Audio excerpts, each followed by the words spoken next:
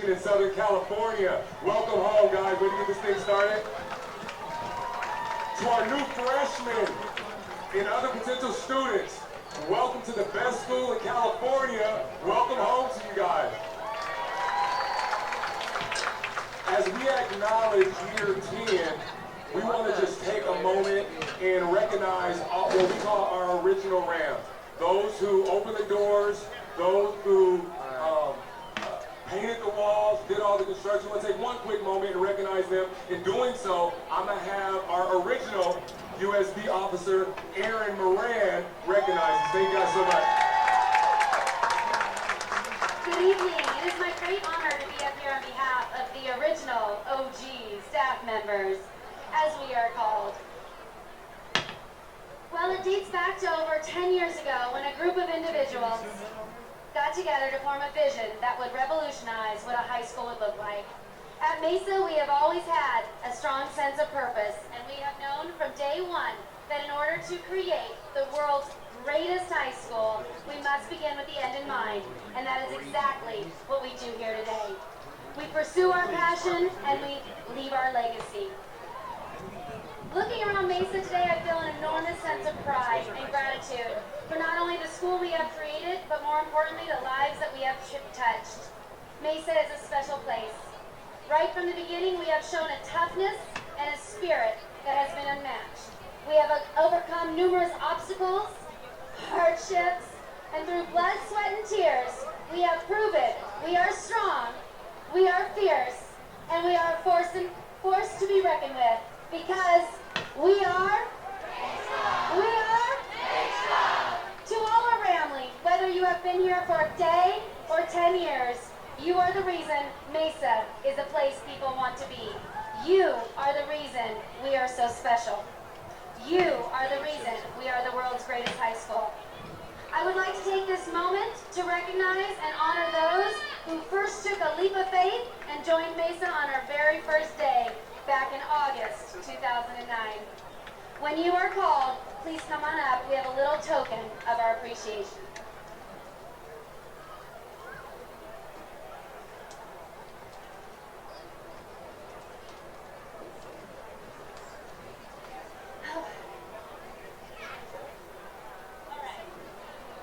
I can't start without first introducing this lady. To our Mama Ram, Mrs. Mary Walters.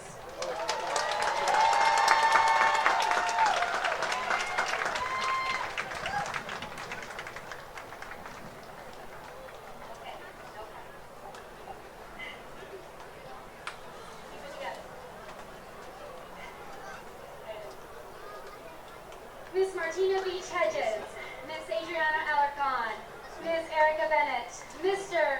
Bill Bree, Mr. Ken Volterra, Brandon Bailey, Mr. Aaron Malou, Miss Patricia Beal, Mr. Anthony Blount, Miss Patricia Brown, Brian Brush, Mrs.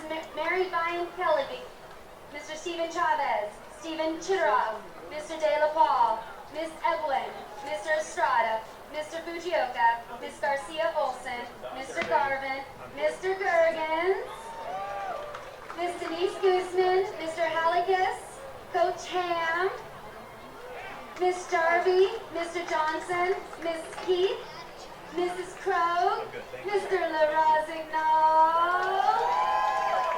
Miss Lynn, Miss Warren, Mr. Mattis, who is in our thoughts, Miss McCullough, Mr. Mosiello, Miss Mulhauser, Miss Oslin, Mr. Plantier, Mr. Ryan, Mr. Santiago, Miss Schultz, Mrs. Stone, Mr. Stowe, Mr. Temple, Miss Thunstrom, Mr. Trainer, Mr. Wuckner, Miss Yang, Mrs. Kuzak, Miss Duffy, Mrs. Garzanelli, Miss Robbins, Miss Sajak, Mrs. Rowland, Coach Schaefer, and Mr. Kim. Also,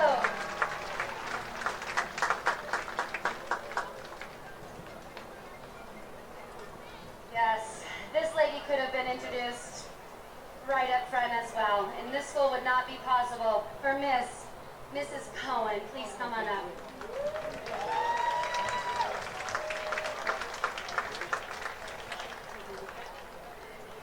Miss Lemus, Miss Carr, Miss Isabel, who we miss dearly, Miss Rivera, Miss Beekler, Mr. Sharp, Miss Kruger, Miss Hernandez, Miss Ann Baker, Miss Cusall, and you gotta come up here. Double duties, activities and athletics, this woman ran. Miss Johnson, Miss Webster, Miss Henry, Miss Pulley, Miss Chance, Miss Kierstein, Miss Terabelda, Mr. Rouse, Coach Rouse, Miss Van Ripper, Miss Sanchez, Miss Schmidt, Miss Satt, and Miss Nethercutt. Please congratulate our classified and our certificated staff. Next, and Coach, you have to have a special recognition. And Coach Tony Romero is going to be busy on the field tonight. This would not be possible also with the dedication and so many hours. I'd like to introduce our superintendent, Mr. Pat Kelly.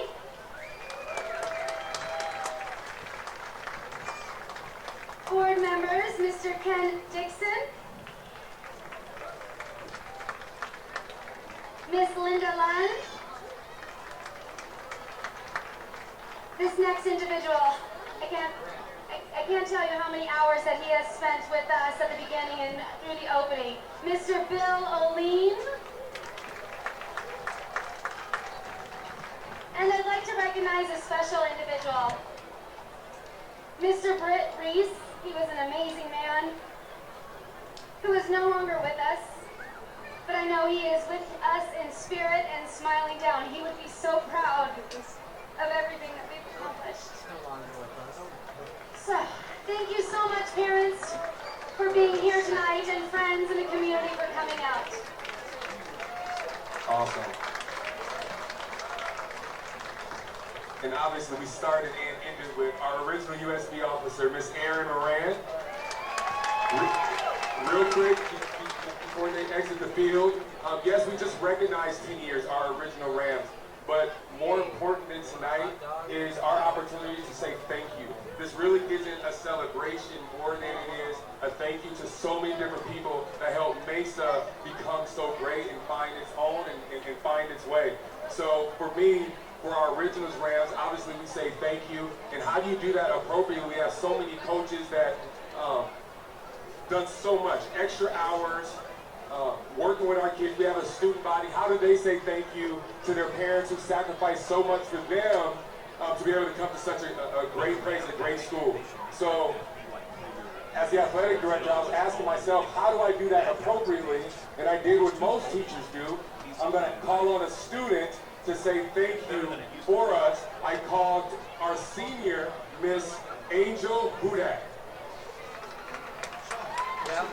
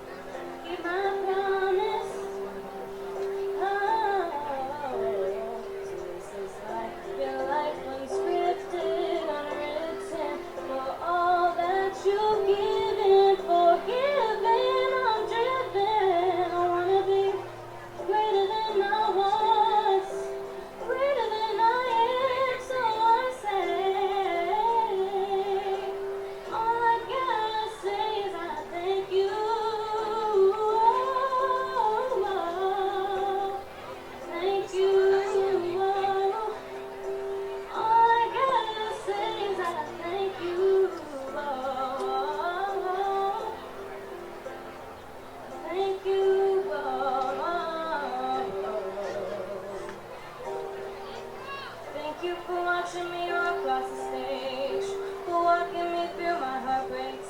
Thanks for the love every step of the way. With no support, it wouldn't be as great. Thank you for making me stronger than most, for taking it beyond my clothes. Thank you for raising your glass when I'm toast. All I gotta say is I thank you. Yeah, yeah. I thank you. All I gotta say is I thank you. I thank you. All I gotta say is I thank you. All I got to say, all I got to say.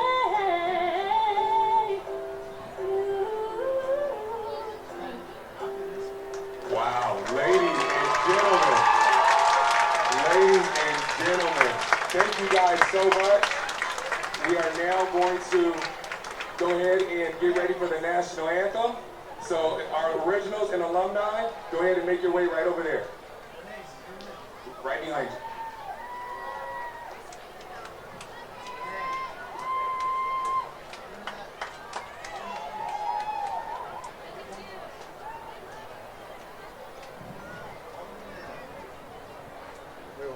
Wait, do you want me to get the band?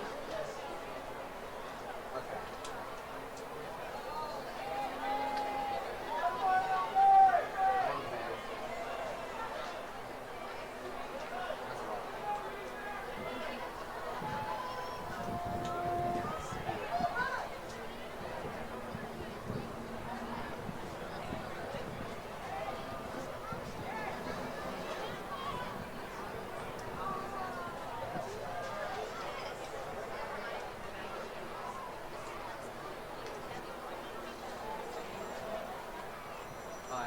I got rock. I know. I hear. I'm not.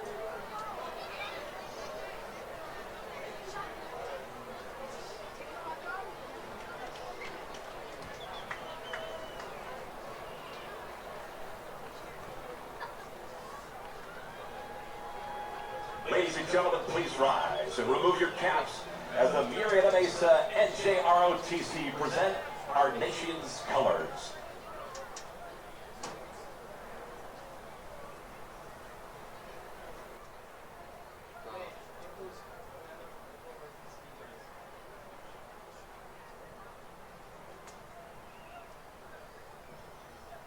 Yes, sir.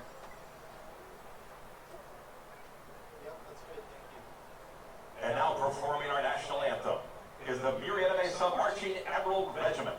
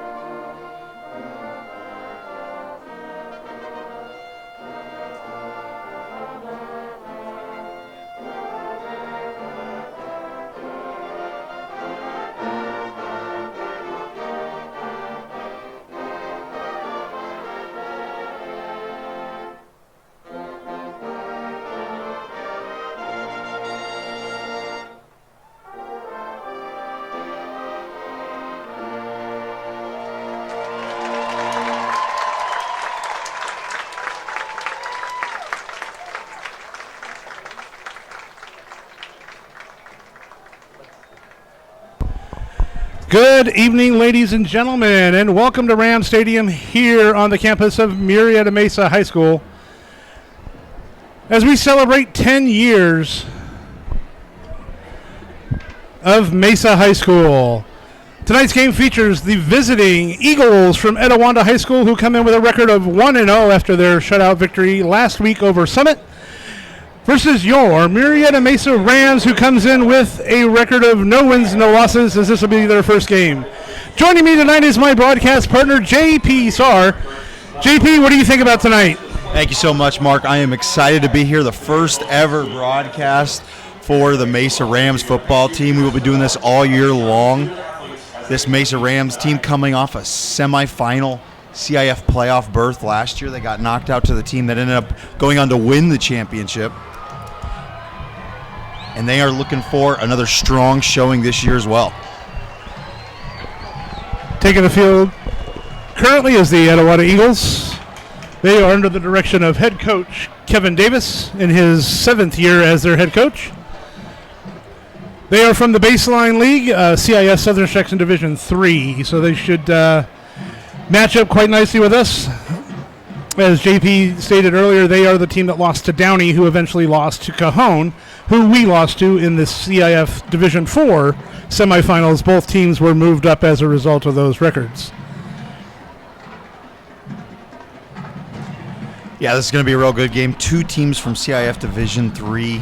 Mesa ranked number 6 preseason poll, and Etiwanda is ranked number 10. So we got a battle of two top 10 Division 3 teams. Etiwanda had a almost preseason game, week 0 game. They shut out Summit High School 34-0. So they had their own little preseason action. Mesa had a scrimmage last weekend. I was in attendance for that one, and they were working out some kinks, and I think it's going to help them here tonight. I agree. We're getting ready to have the Rams take the field. What you did miss is the coin toss. Etiwanda won the coin toss and is elected to receive their opening kickoff and defend the west end of the stadium.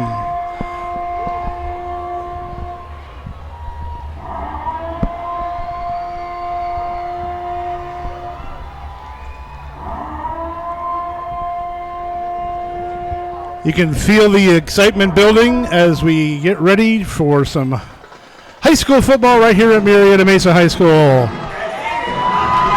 And here come the Rams.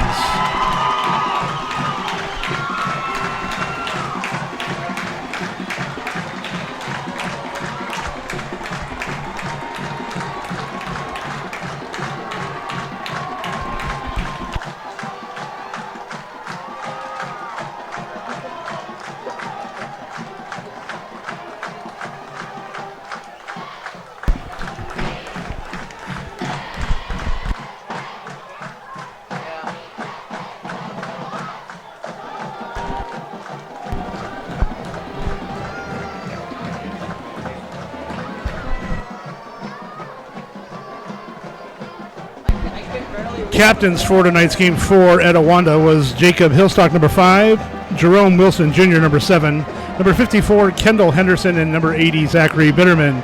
Captains for Mesa were number 66, Nathan Oriano, number 2, Chad Ortega, number 8, Colin Layton, and number 7, Austin Cochran.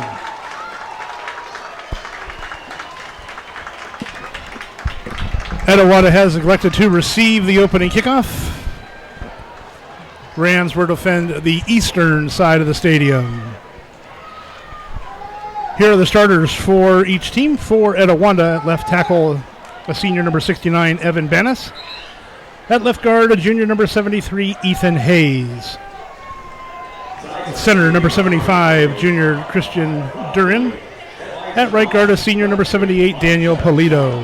At right tackle, a junior number 72, Jaden Jolivet. At tight end, a senior number 87, Christian Gonzalez. At wide receiver, a senior number 80, Zachary Bitterman. At wide receiver, a senior number 6, Malachi Williams. Wide receiver number 8, Aaron Williams. Wide receiver number 11, Devontae Dillard. Running back is number 5, senior Jacob Hillstock. And the quarterback is number 18, Brandon Patterson.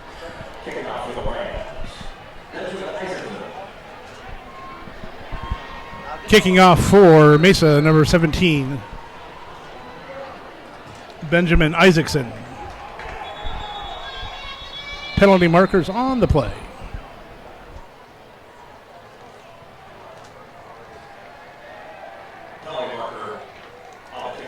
false start against Mesa. Those are the kind of penalties that drive your coach crazy. You got to eliminate those. The first play of the 2018 season, you got to tighten it up. Get the early nerves out of the way, I guess. Yep. Finally get to hit somebody in a different color. Finally get to hit somebody in a different color. Yep. So I guess they're a little amped up to go. Are they kicking off again?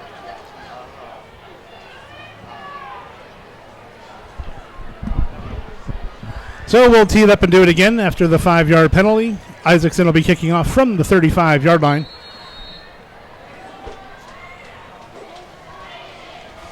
Little pooch kick. Fielded and a knee taken by number 80. Etiwanda, Zachary Bitterman. So Etiwanda starting at the 36-yard line. The player to look out for Etiwanda is their senior running back, Jacob Hillstock. He was the player of the week last week in their opening game, 149 yards and 1 touchdown. He led the team last year, and he is one of their captains, so look out for him.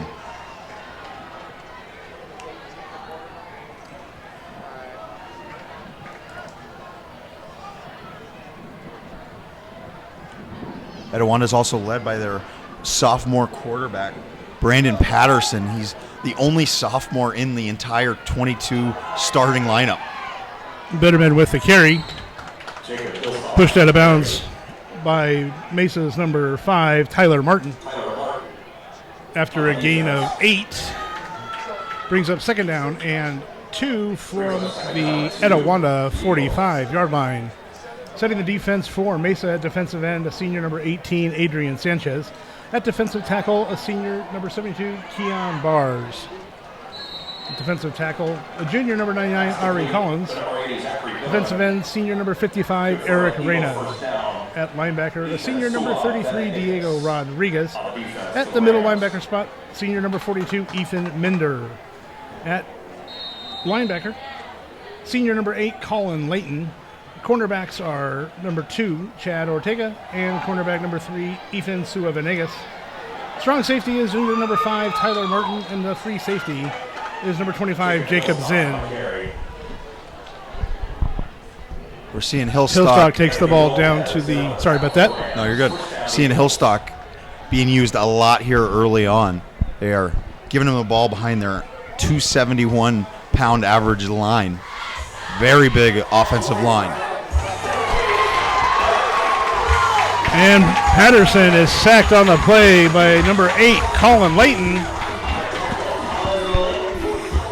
Loss of 7 on the play. Brings up second down and 17 for the Eagles from the 35-yard line from Mesa. Etiwanda going hurry up, but when I was here last week watching the scrimmage, the Mesa's defense prides themselves on getting pressure back there quick. We saw it there on that sack. Their defensive line is mean, and they are ready to get back to the backfield. They got that tackle for loss, forced a second down, and we got 3rd and long, and that's what Mesa's defense is going to pride themselves on, is getting in the backfield quick with their defensive line. Yeah, Hillstock looks like he's come to play as well. He had 149 yards last week and a touchdown against Summit. And obviously, when you're averaging about 5 yards a carry,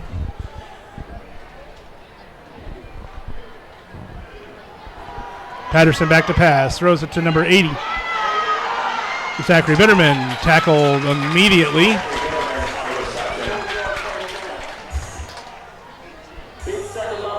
But number 8, Colin Layton, 18, Aiden Sanchez on the tackle. Brings up 4th down and 9 for the Eagles from the 27-yard line of Mesa.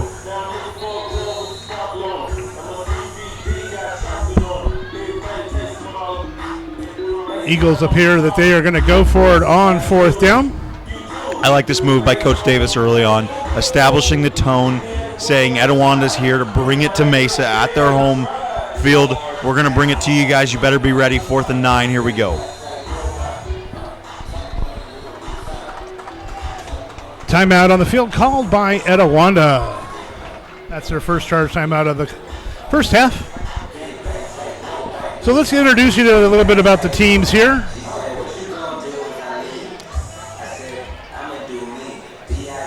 JP, you want to cover Etiwanda and cover a couple things here, and then I'll cover Mesa a little bit later. Yep, Etiwanda, like I said like you said earlier, lost in the first round of CIF last year.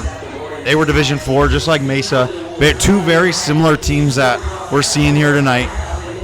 They ended up losing to Downey, who was the Division 4 runner-up. Both teams moved up a division. Etiwanda is in the baseline division, alongside teams of Upland, Rancho Cucamonga, Damien, Los Osos, and Chino Hills. That is one tough division. Yep. When I was talking to Coach Davis during the week, he said that it ranks as one of the top 10 divisions in the United States as far as how tough that league is.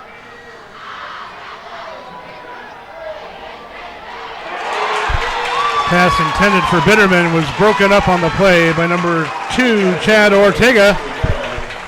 And the Eagles will turn the ball over on downs. Mesa will take over 1st and 10. What a great play by Venegas. Just crashed in there, broke up the pass, almost got the interception, but it was 4th down, so the incompletion was even better for Mesa. Very aggressive play, and that's what we didn't see in the scrimmage a lot. The defensive backs looked a little tentative last week. Really looking aggressive here early on. The passing plays, they've been jumping on the routes. Rams are in the direction of senior quarterback number 7, Austin Cochran. And they have a freshman starting in the backfield. Pass complete.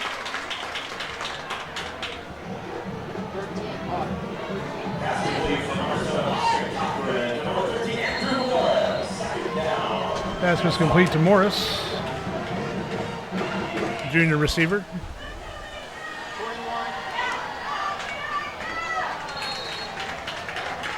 Number 21, Antonio January with the carry on that one. Jerome Wilson on a stop for the Eagles. Brings up 3rd and 2. Tackle from Etiwanda was made by number 7, Jerome Wilson Jr. Brings up 3rd down and 2 for the Mesa Rams. Cochran back to pass. Throws broken up by number 54, Kendall Henderson. Brings up 4th down and 2 for Murrieta Mesa. Mesa making a smart choice, punting early on. Morris looked like he wanted a flag there. I thought the defensive back might have got there a little bit early. Referee did not see the same way. No call, but a good throw by Cochran. Coming into punt for Mesa, number 9, Ryan O'Brien. Back deep to receive is number 2, Dalen Wilson for the Eagles. Punts away. And muffed and recovered by Mesa.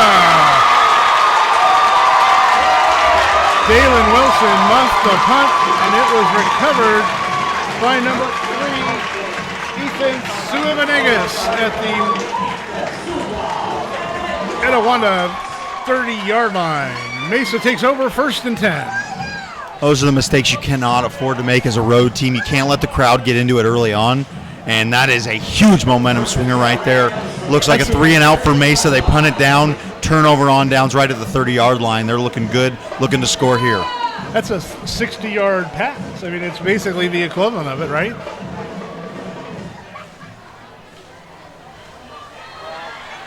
Cochran back to pass in. Tipped by 3 Etiwanda Eagles. Initially by number 4, Marshall Murphy. Murphy had that. He came in, hit him right in the hands. He couldn't have asked for an easier interception. The only thing it could have been better is if it was gift wrapped, because he should have had that all day long, right? His feet were thinking before his hands were. I think Cochran and his receiver were a little off communication there. Cochran on the quarterback keeper. Stood up at the 28-yard line and driven back to the 30-yard line. Tackle was by number 44, Brazon Brown, and the assist to number 4, Marshall Murphy. Brings up 3rd down and 8. Cochran in the shotgun position. Desmond Jackson flanked him to his right. Pass intended for number 1. Damian Thompson falls incomplete. Coverage on the play provided by number 21, Mario Miner for Etiwanda. Brings a 4th down and 8.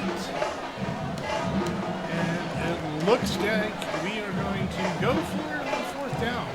Yep, going for it on 4th down. Look for Thompson out there on the far side of the field again. 6'5" junior.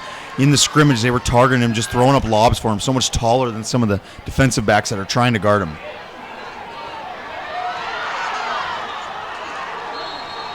And Cochran is sacked on the play by number 59, Caleb Edwards.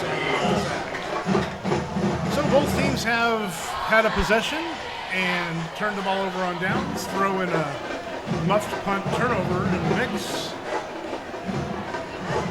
And it's pretty much cold serve.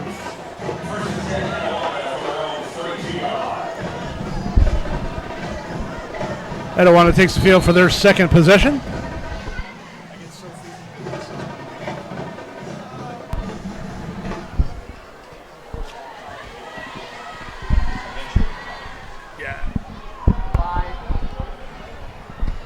Hillstock on the carry. Tackled on the play by number 18, Adrian Sanchez. Gain of 4 on the play. Brings up 2nd and 6 from the Etiwanda 36-yard line.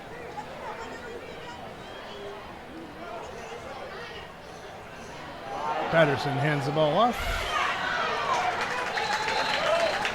Hillstock, minimal gain of 1. Leighton on the stop for Mesa. Brings up 3rd and 5 for the Eagles. They don't ask Patterson to throw much, but he's effective when he does. That pass intended for Jacob Hillstock out of the backfield falls incomplete. Keon Bars with the pressure there completely disrupted that play, made Patterson throw it quicker than he would like, and he overthrew his running back going on the wheel route there. Keon has that ability. Yeah, Keon can scare somebody like that. Coming into punt for Etiwanda's Vicente Garcia.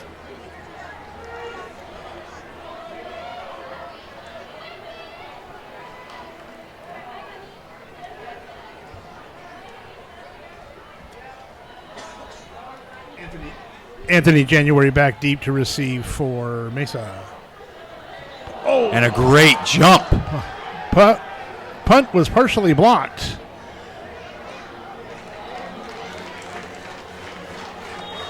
Colin Leighton with the partial block. That's why there was no interference or roughing the kicker, running into the kicker. Leighton timed that snap perfectly. Almost was offsides. I thought he might have been.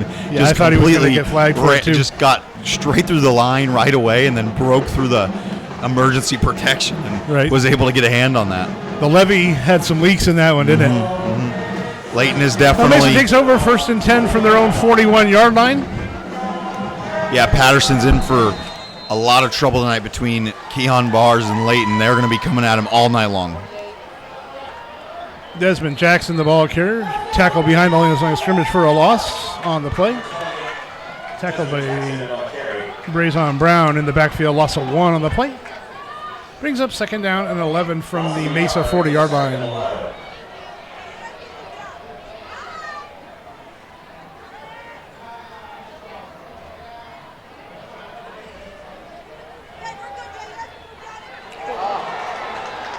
Pass intended for Antonio January, and he is tattooed. Yeah, tough to hold on to a ball. That when someone's throwing. Mario Miner got him good. That's where your quarterback's got to look out for you a little bit and say, yeah, that was the call, but I saw what you didn't see. Yep. That's the freshman, Desmond Jackson, on the carry. He is an exciting young man to watch. And we'll see how he does. Absolutely, the freshman in the starting varsity lineup. He's just so shifty, and he's very patient. Runs kind of like Le'Veon Bell, where he's able to wait and find the hole, and then he goes right into it and cracks it down and is just already 5 yards down the field. Exactly. Coming into punt number 9, Ryan O'Brien back deep. Dalen Wilson, he'll try to not muff this second punt from Mesa. Punts away. Sky high. Not a lot of depth. Hits at the 30. Kicks out of bounds around the 25. Etiwanda will take over for their third possession at roughly the 28, 29 yard line. So, JP, first thoughts. We're 10 minutes in. What do you think so far? We're seeing some back and forth. Teams are feeling each other out. And I think the matchup of the game to watch is this offensive line on Etiwanda against the defensive line of Mesa. Can Keon Bars and Layton get back there and get to Hillstock and get to Patterson and create some pressure and create some trouble? That's when Etiwanda is so successful, is when they're able to get what they want running the ball. Hillstock tackled in the backfield by Diego Rodriguez on the tackle. He read that perfectly. Perfectly timed blitz.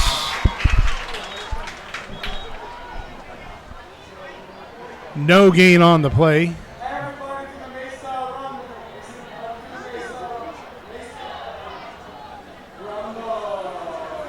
Brings up second down.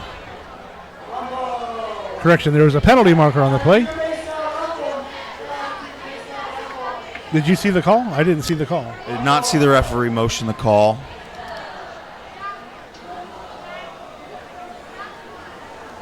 See, looks like it's a 10-yard penalty, so it'll come with an automatic first down for Etiwanda.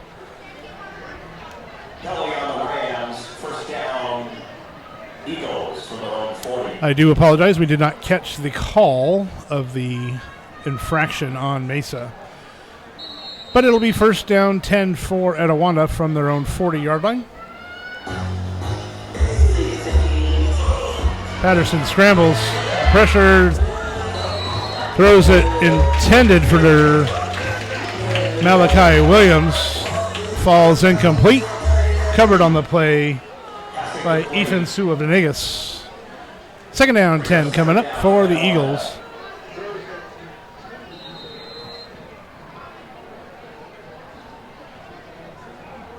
Etiwanda sends up with the single back in Hillstock.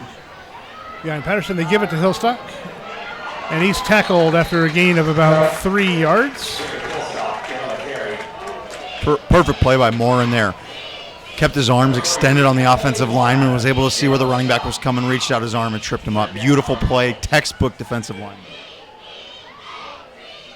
The tackle was made by number 43, Anthony Moran, with the tackle.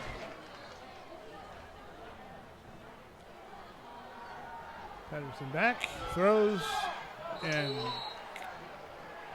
caught. Caught by number Zachary Bitterman with the reception. Good for 14 yards and a first down for the Eagles into Mesa territory at the Mesa 45.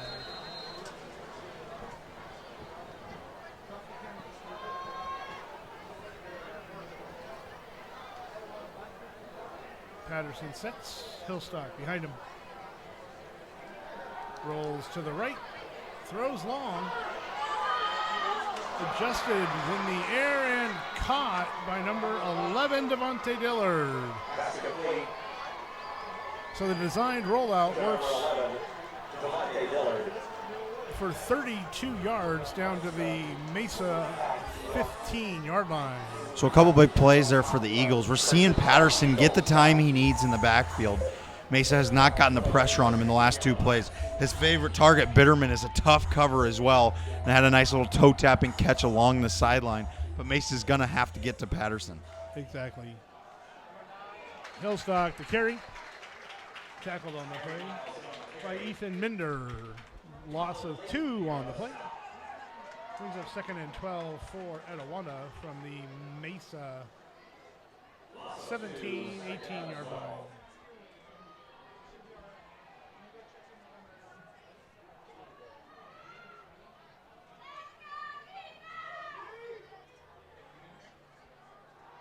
Patterson back.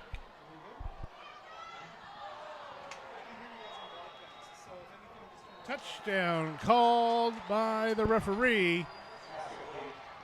Touchdown to Malachi Williams for the touchdown. Patterson's 17-yard play for the touchdown in the near corner.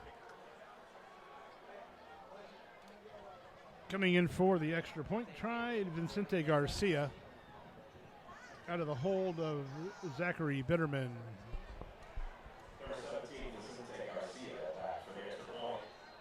I think we both missed that camera-wise and broadcasting purpose. Working out the kinks here, folks. Extra point looks like it's up, and it is good. And with 3 minutes, 32 seconds remaining in the first quarter, Etiwanda Eagles 7, your MMHS Rams 0.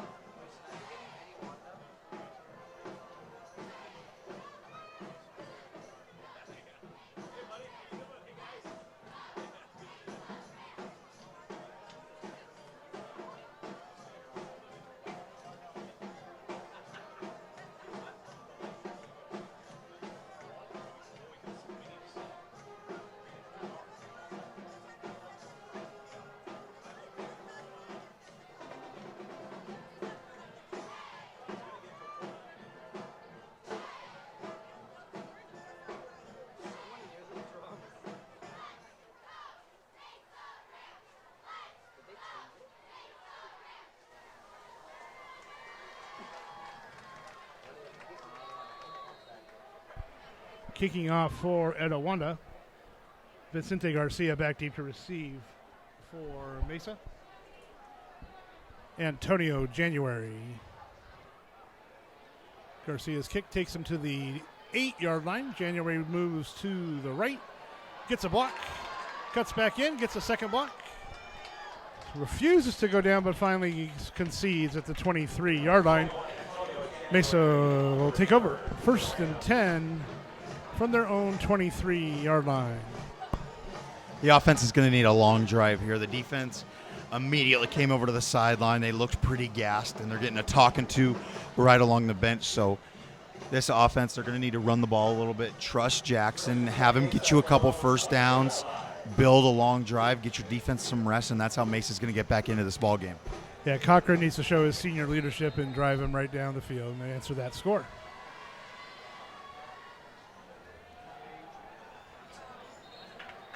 Desmond Jackson with the carry. Tackled on the play by Brazon Brown for Etiwanda after no gain on the play. They'll call it no gain. Brings up 2nd and 10 for the Rams.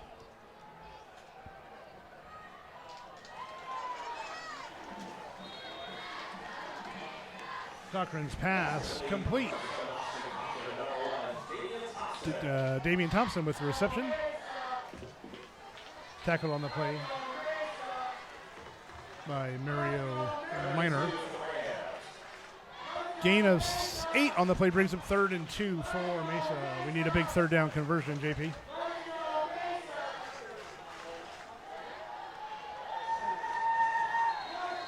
Jackson with the carry. Smacked immediately at the 31-yard line by Kendall Henderson for the Eagles. Coming in the punt, Ryan O'Brien back deep for Etiwanda. Dalen Wilson.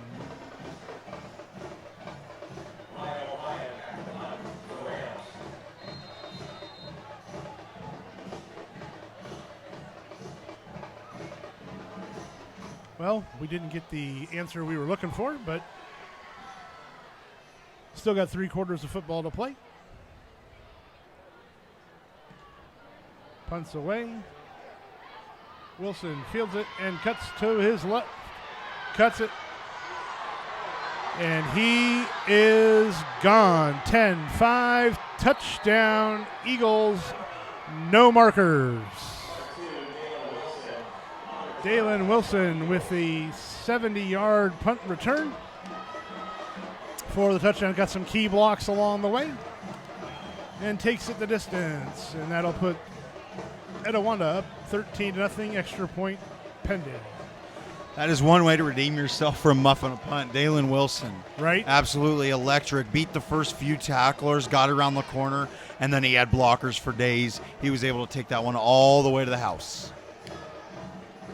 Usually you see that kind of speed from a receiver, but not from a defensive back like he is.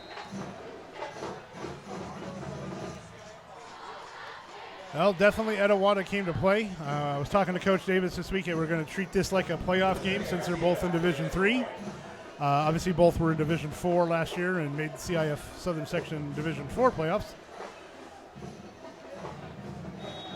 And they have made the trip down from Etiwanda, and they are ready to play. With 1 minute and 30 seconds remaining in the first quarter, Etiwanda now leads 14, your Mesa Rams 0.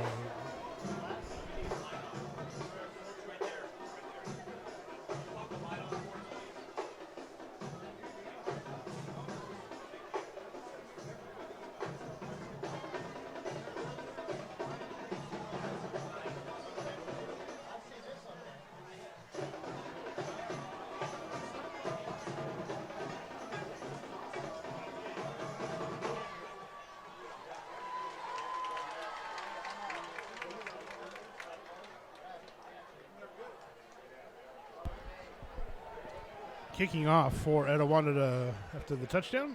Vicente Garcia back deep for Mesa, Antonio January.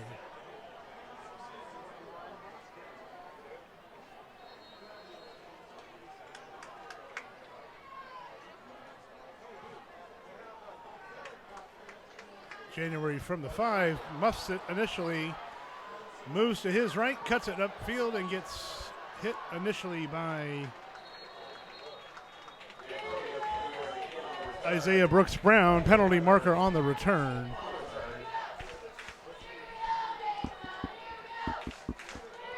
Penalty markers on the return usually don't favor the team that received the ball.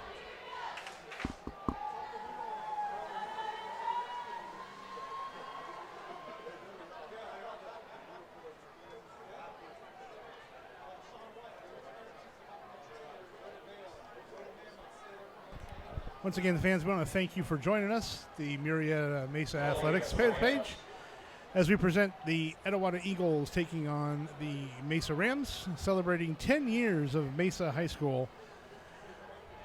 Penalty against Mesa was chop block. For those that don't know what that is, JP, would you care to enlighten them? Chop blocks when a offending player goes below the knees and cuts a player's legs out from under them.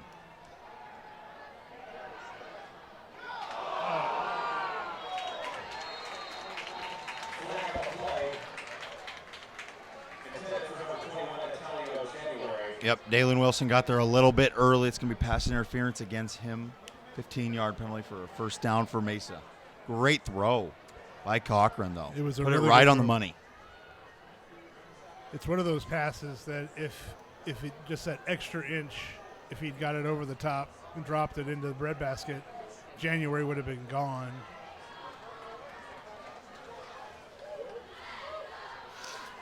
The referees had a little discussion about it, but the call will stand. Pass interference against Dalen Wilson.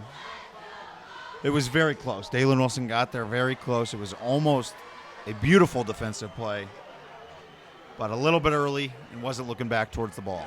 Exactly. Penalty moves the ball to the 21-yard line. The result of the penalty is good for a first down for Mesa.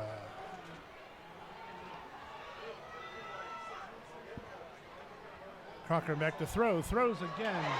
Caught by Damian Thompson and almost got away. Tackle on the play by Mario Minor. And that is good for an 11, 12 yards and another Mesa Rams first down at their own 33-yard line. Cochran seems to be getting his groove as he hands the ball off to Desmond Jackson. Tackled by a flock of Eagles. led by Kendall Henderson, coming off the bottom of the pile. Also down there, Jacob Smith. Gain of 2 on the play, brings up second down and 8 from the 35. Jackson's having a tough time running inside when you got players like Jacob Smith, 6'3", 280. Not a lot of room inside. Jackson the carry again. Tackled on the play by Sevi Watson. That's what Jackson's going to have to do. He's going to have to go outside there. He immediately goes outside, gets about 5 yards. It's not going to work going inside. Etiwanda's got the bigger defensive line. They got the more powerful line. They are clogging the middle. Jackson's going to have to take it outside and use his speed and Make agility. the big guys run a little bit. Yep. As we wind down the first quarter, officially one in the books for 2018 Mesa football. And the score is the Etiwanda Eagles 14, the Murrieta Mesa Rams 0.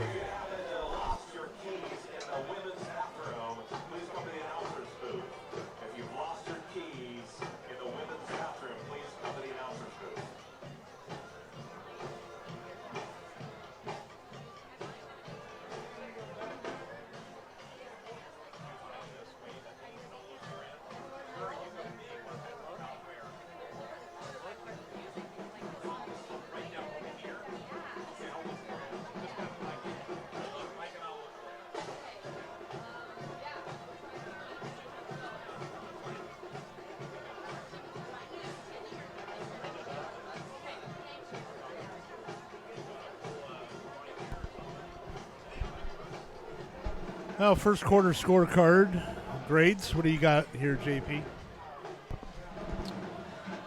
Mesa offense are doing what they can, trying to bite off a little bit, taking what the defense is going to give them, but they're going to need to build longer drives. The defense has been unable to rest, and they've allowed some big plays to the Etiwanda offense. You can't win games when you're allowing as many big plays as Etiwanda's have. I agree. Be third down and 2 for Mesa as we start the second quarter. January in motion. Cochran sets, throws, tucks it under, and is going to run for it. Makes a move and is tackled by Mario Miner, but not before he gets 7 yards and a Mesa Ram first down at the 47-yard line of Mesa. Cochran did a really good job of adjusting and reading the defense and taking what he could get. That's what impresses me about Cochran is he's very smart. When they were having the quarterback competition in the off seasons, that's what separated him from the other guys. He just always had an instinct for the right decision. Correct. Put your team in the best opportunity to be successful. Penalty marker on the play. Etiwanda jumped off sides. Encroachment called against Etiwanda, moves the ball to the 47-yard line of Etiwanda, and the Rams are on the move. I was almost going to say that the end of the first quarter came at an inopportune time because they had a little bit of momentum, but it looks like that hasn't hurt them. Cochran hands the ball off to Antonio January, who fights and claws for 7 yards, brings up second down and 3 from the 44-yard line. Smart play calling by Coach Turner. When the other team's got some bigger nose tackles, some bigger inside defensive tackles, you do some misdirection plays and you get them going the wrong way. We've seen him call those in the past. Saw him in the scrimmage last week. He's doing a great job play calling and playing to his opponent. And you can see them making the adjustments on this drive. Cochran's pass complete to Andrew Morris.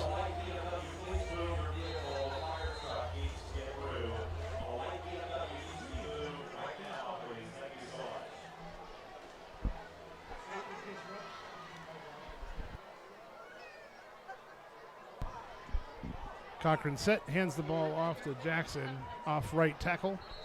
And he's met by a host of Eagles.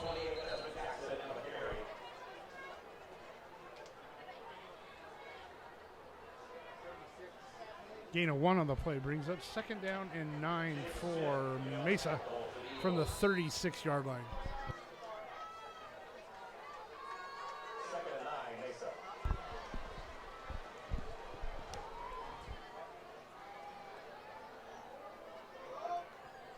Cochran sets. Jackson set to his left.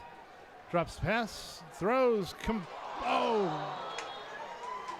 Thompson had it in his hands, but it was knocked out by Dalen Wilson for Etiwanda. Great defensive play by Outley, the defensive back, number 13 for Etiwanda. Came in and was able to grab one of Thompson's arms and keep him from completing that reception.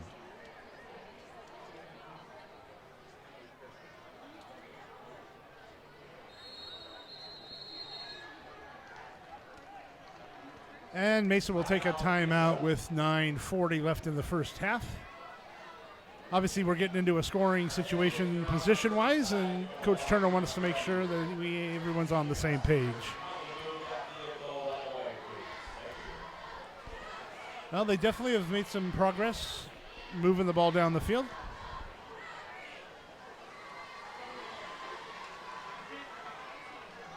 It's all in the adjustments, right, JP? It's a long drive for Mesa. This is exactly what they needed. Give the defense some rest. Got to come away with some points here before half. Defense is going to come back onto the field. They're going to be rested. They'll be able to stop the Etiwanda offense. Give them a taste of their own medicine. Bring them some pressure. Get to the quarterback. Big 3rd down here for the Rams. 3rd and 9 from their own 36, from the Etiwanda 36-yard line. Cochran set. Rolls to his left, throws, and incomplete. Pass was intended for Damian Thompson.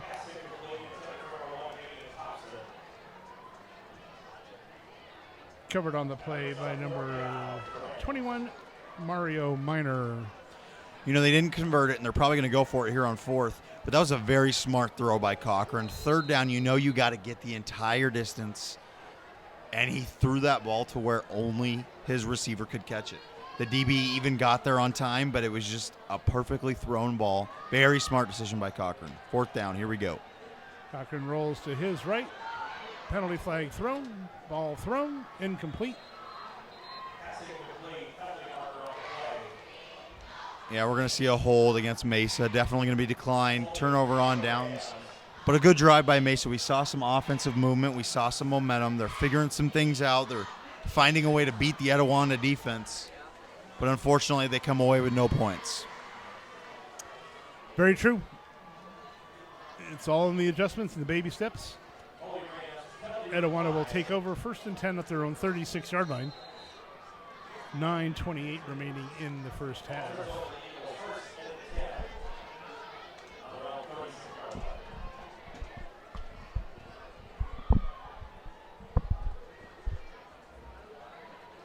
Patterson back. Hillstock to his left. Gets the ball, rolls to his left, makes a cut, and gets 12 yards and is driven out of bounds into the opposing sidelines.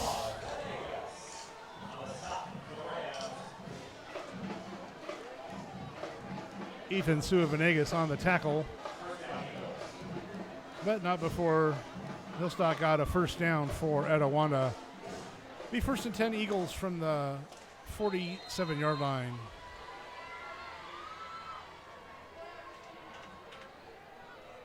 Patterson back to throw, throws complete.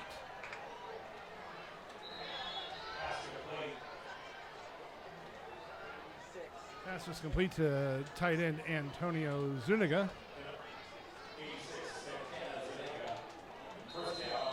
Be 1st down for Etiwanda at the Mesa 40-yard line. Etiwanda mixing it up a little bit. Pass complete to Bitterman. Ball is out, And it's a scrum. We'll see who comes up with it. Mesa says they have it, but the officials have not ruled. Mesa recovers the fumble. Recovered by number 8, Cullen Layton. What a play by Mesa. We've seen Patterson. He has a magical connection with Bitterman. He's been targeting him all night, hitting him right in the numbers. They've had 3 or 4 completions already for some big gains. They had another one there, all the momentum in the world, and Mesa comes up big. They strip the ball, turn it over, get the offense back on the field, chance to score some points. Layton just has been a ball magnet with the block punt early, and now the recovered fumble. Keeping Mesa in this first half. Cochran hands the ball off. Jackson tackled after a short gain by Caleb Edwards. Comes off the bottom of the pile. Brings up second down and 8 for the Rams.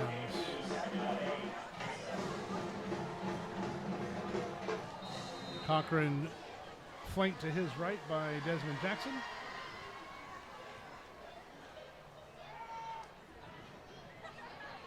Cochran scrambles, good footwork, sets, throws it away. Intended for Damian Thompson. No flag for grounding. 2 words for that play. That's what I call pocket presence. Beautiful play by Cochran. Stood back there, knew where the pressure was coming from, was able to avoid it, got himself some more time, and in the end made the smart decision. Nothing's there, throw it away, don't risk anything. Yep. Preserve the yardage you've already acquired, right? Brings up third down and 8 for Mesa. Cochran drops back, fakes, pumps, throws, and incomplete, intended for Antonio January. And the Rams will turn over and punt the ball. January's been an active member of the offense, but he's got to catch that one. That was a great throw by Cochran, right on stride, hit him in the hands. Got to bring that one home on a 3rd and long. Ryan O'Brien coming in to punt, back deep to receive for Etiwanda, Dalen Wilson, who's had some excitement already with a muffed punt that was recovered by Mesa, and then a punt return for a touchdown. Let's go if he's going alternate back and forth. Yep. That's what we've seen. We've seen Etiwanda. The punt goes over O'Brien's head, and O'Brien brings it out to avoid the safety, but it'll be pushed out of bounds at the 3 or 4 yard line. Penalty marker on the play. I think we're going to see a late hit against Etiwanda. He was out of bounds. There was a little scuffle going on, pushing and shoving between 2 of the linemen. A couple Etiwanda players clapping. Could go against Mesa. But a great play by the punter. Just grab the ball, get out of the end zone, make them score the points. Could have kicked it out the back for a safety, but a heads-up play. Illegal so block in the back. Yep. Block in the back called against Mesa. Not like the penalty's going to be full impactful because they're already inside the 10, so we'll see where they set up shop. Either way, it'll be Etiwanda ball, 1st and goal after the miscue on the punt execution. Yeah, tough snap there. It looked like pre-snap there was a lot of confusion. I don't know if the center was involved, but a lot of Mesa players were pointing in their formation, trying to figure something out. Seemed like they were out of sorts a little bit, and maybe that led to the center overthinking it or not thinking about it enough. Launches it over the head of the punter. A huge, huge mistake for Mesa. Yeah. Oh, the special teams has really shown its teeth tonight. The muff punt return, and now a bad snap on the punt. It's a tricky situation as a coach. Sometimes special teams doesn't get as much attention as it deserves. It's one of the more important parts of the game, and it really can switch momentum, and we've seen it in this game happen. During the scrimmage last weekend, they really didn't practice it much against other teams. They had about a 10-minute session of special teams, but then that was it. They didn't really mix it up much, so special teams is definitely going to be a key of work this week. Patterson sets up and hands the ball off to Hillstock, who's tackled.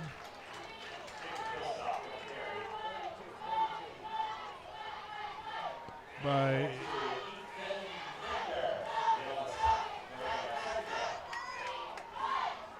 Keon Bars on the assist on the tackle. Brings up 2nd and goal from the 4. Patterson back, tosses it to Hillstock, cuts back, and is tackled in the backfield.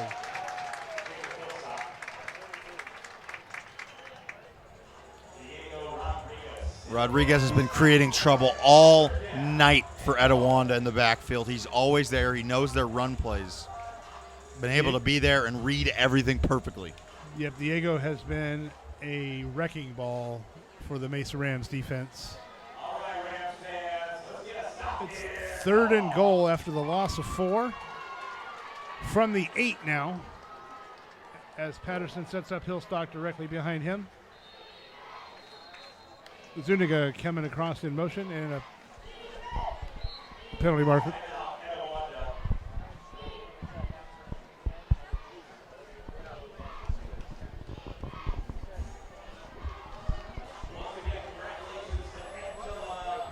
Etiwanda called timeout.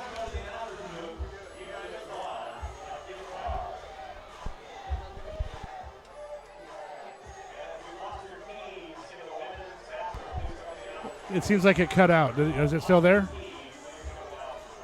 Hello?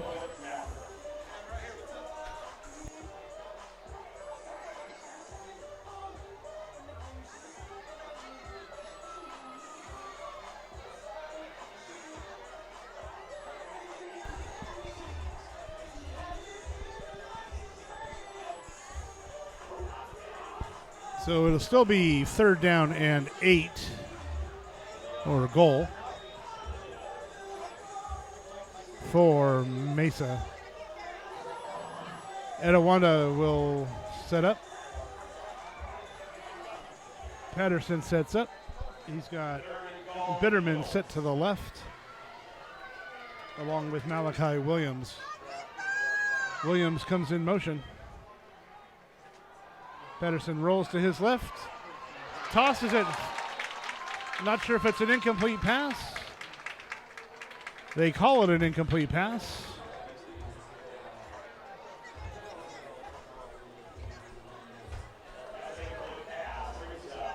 Brings up 4th down and goal for Etiwanda.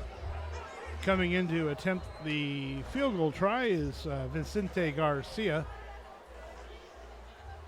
The holder looks like it's going to be Brandon Patterson, the quarterback. Big 3rd down stop there for Mesa. That is exactly what they needed. Keep them to 3 points, limit their try, and make them earn it here. 25-yard try is up and good. Well, the Mesa Rams come up with a defensive hold after a seemingly impossible situation, turning the ball over with 4 yards for Etiwanda to score with one of the stronger running backs that they've seen. But they hold them to a field goal with 6:34 remaining in the first half. Score is now Etiwanda 17, Mesa Rams 0. It's the big plays that's killing Mesa. They're not getting the big plays, and Etiwanda has some big ones. They have the punt return for the touchdown. They have a long drive with several 15-plus yard passes. Yeah, and obviously that snap mistake by Mesa is a big play for the Etiwanda defense. Yeah, hopefully that brings created the 17 momentum points, back for Mesa and gets us a chance to get back into this game. That is a huge defensive stand for them.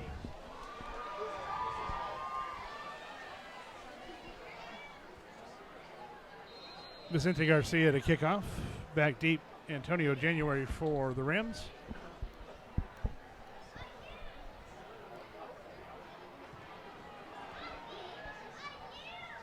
Kick goes to the left. Morris on the return. He's got a wedge set up, but he was tackled.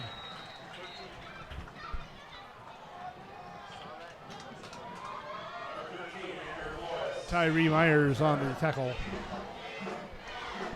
Mesa takes over 1st and 10 at their own 24-yard line.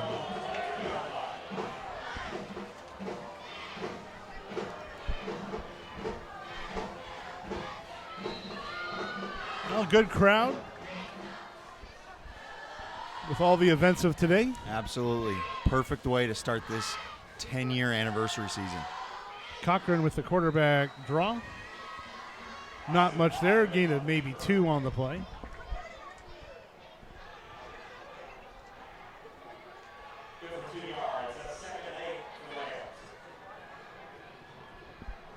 Caleb Edwards coming off the bottom of the pile with the tackle. Be 2nd down and 8 for the Mesa Rams.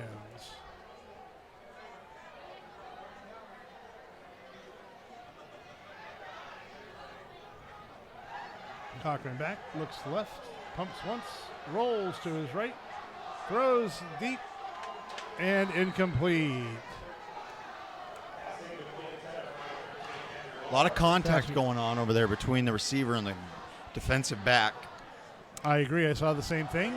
Thought they were going to throw a flag on that. I think it's a good no call, though. It was pushing and shoving both ways, but Mesa did want a flag there. Mesa, Morris, and Murphy for Etiwanda were obviously in a little bit of a scuffle over there, fighting for position. As the ball fell complete, Cochran pumps, throws, complete. Andrew Morris on the reception. Tackled on the play by Marshall Murphy. Great timing there by Cochran. Let his receiver get to his route. Turns around on the hook route. Powers it right into his chest. Got a favorable spot from the referee. 1st down. Result of that catch was good for a 1st down for Mesa as Cochran sets up again. Jackson set up to his right. Fakes the ball to him. Takes off to the right. On the quarterback designed run. Tackled on the play by number 70.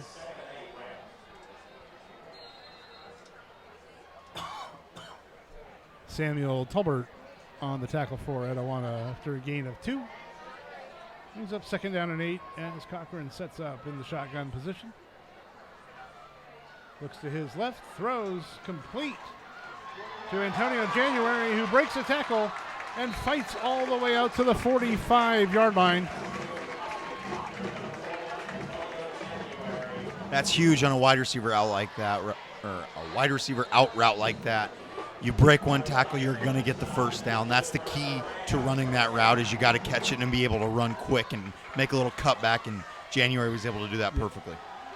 No, he broke the initial tackle attempt by Raphael Outley and then made a couple good moves, and without those moves, you don't get the 1st down. And obviously, he fought and clawed and got his team a 1st down. Desmond Jackson on the carry, loss of 2 on the play. January splits out to the slot on the right. Cochran sets from the shotgun position. Handoff between the tackles by Desmond Jackson, and he is dropped. Dropped by Elton Adaigwu. 2 straight plays for Desmond Jackson that has not gone his way, but it's not all his fault. The offensive line hasn't set him up very well. The 2 run plays that we haven't seen Desmond Jackson's name being called in a while. They haven't called a lot of run plays in the recent future, and the time they do, the offensive line, they've got to step up.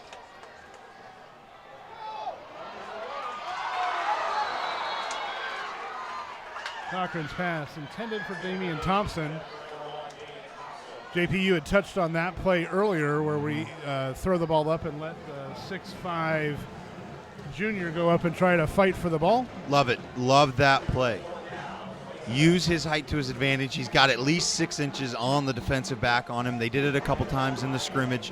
Use your strengths, and Cochran trusts him. He's going to throw it up there. He knows Thompson's going to go up and try to grab it. Almost came down with it there. Defender got the hand inside, though, and was able to knock it out. But a great play. Great little toss and catch by Cochran and Thompson. They forgot the catch part, though, but that is a weapon to look for in this season. Absolutely. Punts away, and just like a good wedge on a golf course, checks up and backs up to the 40-yard line. Penalty marker on the play. Saw a couple of the linebackers going at it there on that punt play. Not sure what they're going to call. Couple pushing and shoving. One of them got taken to the ground. The other guy just shoved it down. Yep, dead. Personal foul called against Etiwanda. Yep, little taunting right after the play. That'll push the ball back to the 25-yard line. You played golf today. How was your wedge game, speaking of wedges? Looked a lot like that punt. Had a nice little check spin, came back. I wish. Right. I will say on the PGA Tour, they do make it look just so easy, don't they? Yep.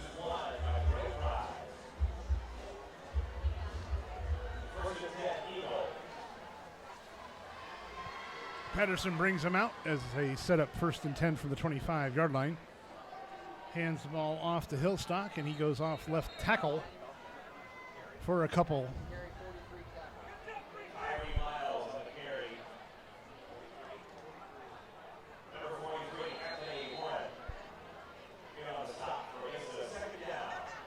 Anthony Morin with the tackle for Mesa after a gain of 3, brings up 2nd down and 7. Patterson sets the throw, going deep. Scott, penalty marker on the play as it was intended for Zachary Bitterman. And I'm no referee, but it was a lot of jersey pulling on that play. Yeah.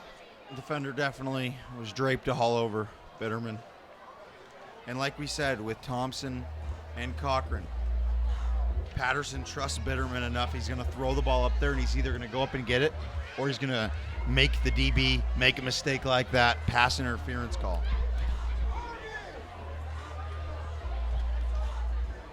Bitterman's been Patterson's #1 target. And why not? 6'3", 180 pounds. As the referees mark off the pass interference penalty called against Mesa, puts the ball at the 43-yard line. Result of the penalty is good for a 1st down for the Eagles. Another note to look out for, Etiwanda's already used 2 timeouts so far in this half. 2:35 remaining in the half. They only got 1 timeout going the rest of the way. They've already been running hurry-up offense this entire night, but they're going to have to amp it up even more. And yeah, we'll see if it comes into play. Patterson throws. Incomplete. That was borderline. Yeah, I was thinking that. Almost a backwards pass. Would have been a loss of about 7 if they ruled it that, but pass was they intended did not for rule Malachi Williams, but yeah, that was when he threw it. I was like, yeah, that looks really close on the line. The line judges were not in position to see that one, but it was close. If we had instant replay, we would take another look at that, but could have resulted in a 7-yard loss for Etiwanda, but an incomplete pass nonetheless. Either way brings up 2nd down as Hillstock gets the ball and drives up the right side. Tackled by guess who? Colin Layton. Gain of 9 on the play. It is bring up 3rd down and 1 for Etiwanda. Let's see if the Mesa Ram defense can stop them on 3rd down and short. Hillstock with the carry. Made a couple good moves in the backfield. I don't know if he got it, and it's going to be close. My guess is they're going to have to call for a measurement here. The near side referee had the fist up. 4th down, it looks like. 4th and inches for Etiwanda.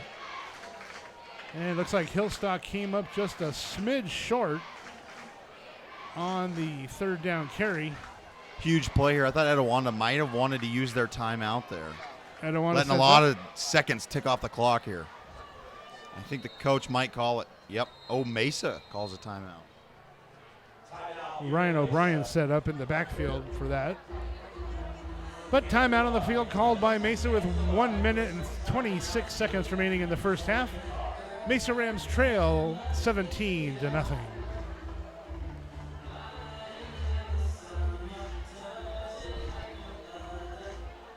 Smart timeout by Turner there. and get the exact defensive scheme you want out there.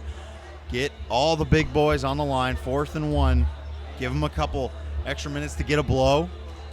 You want Key on there. You want all the big boys right in the middle, pounding it through. This is a huge play before the half. Absolutely. Momentum has almost kind of switched back, but it's kind of been playing toy with us. And a defensive stop here right before the half, close to midfield. Do something with it right before halftime. Go in, get on the scoreboard, go into halftime with some momentum. Mesa Rams will get the ball to start the second half. I'll tell you what, Mesa's offense has looked a bit rusty, but this game is a lot closer than 17-0. The score says 17-0, but I think a lot of that is because of that one big punt return and a couple of the big plays. But this has been a very equal contest. Well, you figure 10 of their points have been off of miscues. So the punt return and the non-safety, but giving the ball to Etiwanda on the 4 and then holding them to a field goal. So other than the special teams, this has been a back-and-forth, grinded-out kind of game. I agree. Little war of attrition. We'll see what happens here on 4th down. Patterson calling some audibles. Lofts it up. And it's incomplete. Pass was intended for Jordan Williams on the fly. And Etiwanda turns the ball over on downs. You kind of got to question that kind of call when you have a running back like Kilstock. Questionable play call by Coach Kevin Davis for Etiwanda. He's been running the ball all game long. They've been able to pound it.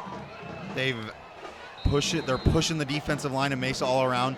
You got to think, did the Mesa timeout make him overthink it a little bit? Did he think, all right, maybe let's try to get fancy here? Even if you just fake it to Hillstock and have the quarterback keep it. You needed a couple inches. Exactly, less Instead than a you foot. went for 30 yards. Either way, Mesa Tough play takes over call. on downs. Cochran sets up in the shotgun. Jackson in motion to the right. Cochran looks, fakes, tucks it under, and he's going to keep it. He takes off, makes a move at the midfield stripe, and is tackled immediately by a host of Eagles. Mesa's going to go hurry up offense. Cochran's got to be more heads up on that. It's got to run to the outside. He had some room there, and he could have got out of bounds, stopping the clock. Clock is ticking away. This is a huge opportunity for Mesa. They need to try to get some points here. Gained 5 yards on the play, 2nd down and 5 as he sets up in the shotgun again. Jackson to his right. Looking to throw. He's got his man, but the throw was just behind him, and a penalty marker comes in after the play. Clock is going to stop. I think we have 2 flags on the play. Might see an unsportsmanlike conduct from the coach. We saw the flag in the defensive secondary, and then we saw the line judge on the Etiwanda side throw a flag. Having a meeting with the head ref now. We'll see what the white hat says. We'll see what the sorted out.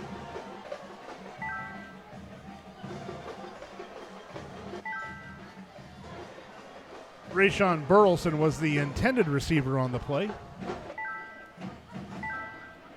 but the throw was a little behind him.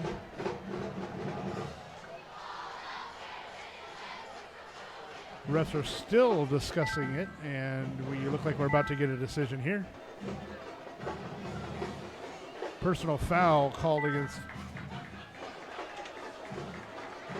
2 fouls called against Etiwanda. Personal foul.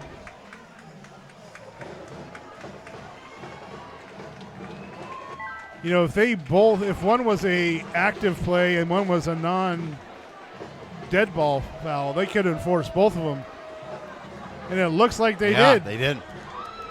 They got the active play one and the dead ball foul. What a huge, both penalties. Huge mistake by Etiwanda. Puts Mesa in the red zone as Cochran sets up in the shotgun with 46.8 seconds remaining in the half. Believe Mesa has 1 timeout remaining. Cochran sets, rolls to his right, throws to the corner, and is incomplete. Pass again intended Rayshawn Burleson with the intended receiver. Nice corner route, keeping the defense honest. Secondary's Going going to bring up second down and 10. to be for dropping Mesa. back now. I like that play on a 1st and 10 in the red zone. But you got to look over here for Thompson. There's currently not a defensive back on him. Now he comes over, number 21. We got a 4-inch difference over here on the near side of the field. Cochran's sets looking up, at him. Looks. Oh, he put it right where he needed to be, but Antonio January couldn't haul it in.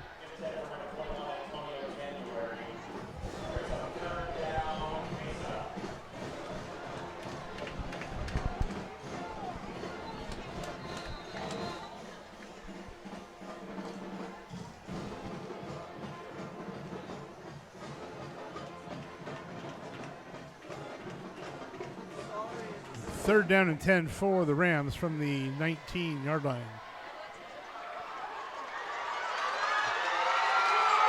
Touchdown, Mesa Rams, the freshman, Desmond Jackson with the 18-yard run with 29 seconds left in the half.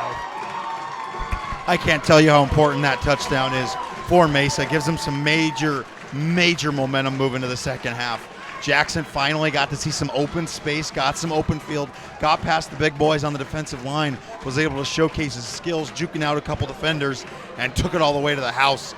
Beautiful play by Mesa. Great play call by Darryl Turner there on third down.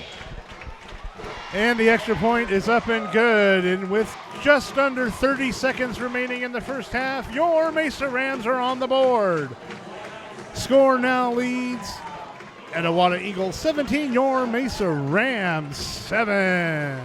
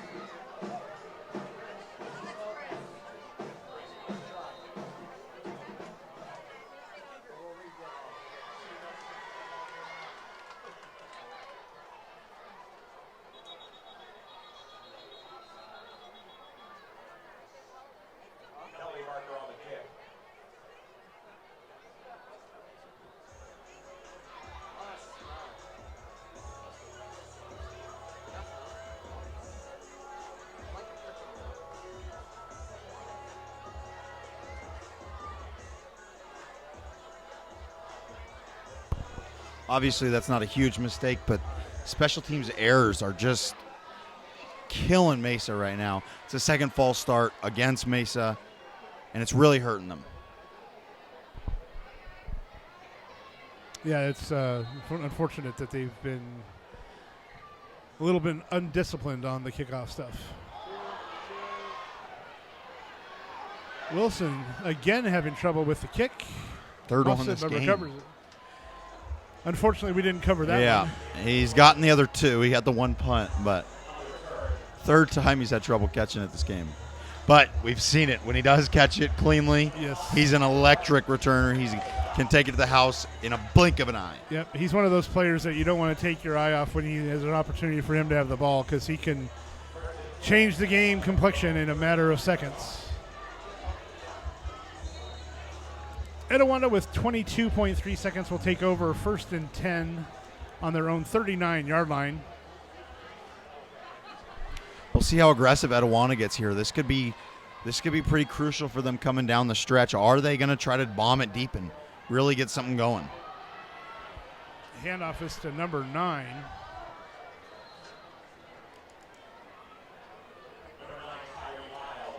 Tyree Miles on the carry.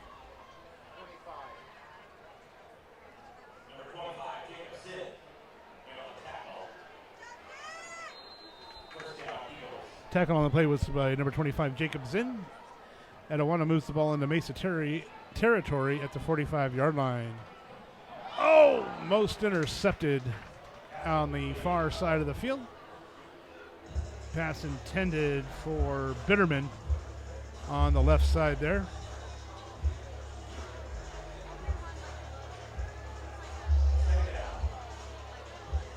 11 seconds left in the first half. You almost expect Etiwanda from this position to take a shot. And Mesa, timeout. Mesa on the field. Smart move. You got one timeout left. Use it. Last play of the half. Make sure you got everything right.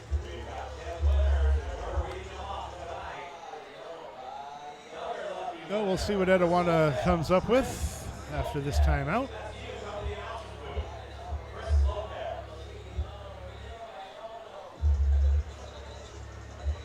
But I agree, it's kind of been a heavyweight match. Punch, counter punch, but a couple of miscues on the Mesa special teams has cost them 10 points. Other than that, we're looking at a 7-7 tie headed into halftime.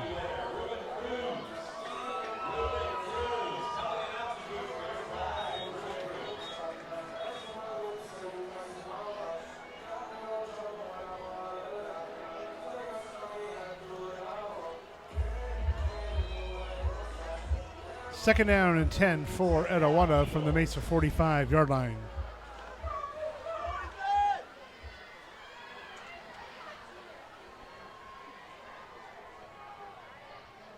Patterson with Miles set up. He hands the ball off to Miles, who breaks left, cuts back, stays in bounds, and is tackled at the 41-yard line. And Etiwanda takes their final timeout with 1.6 seconds remaining in the first half.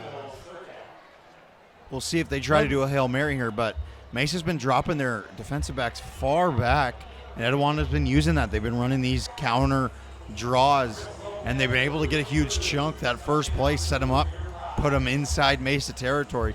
We'll see if they run another one of those, or we'll see if they're going to let Patterson air it out. Yeah, it'll be. I mean, they're definitely within striking distance. I don't know if Patterson has the ability to throw it, 50 yards in the air, but we'll probably find out in a matter of moments. The only thing I don't necessarily like about the prevent defense is a lot of times it prevents you from winning. Yep, that's the famous saying.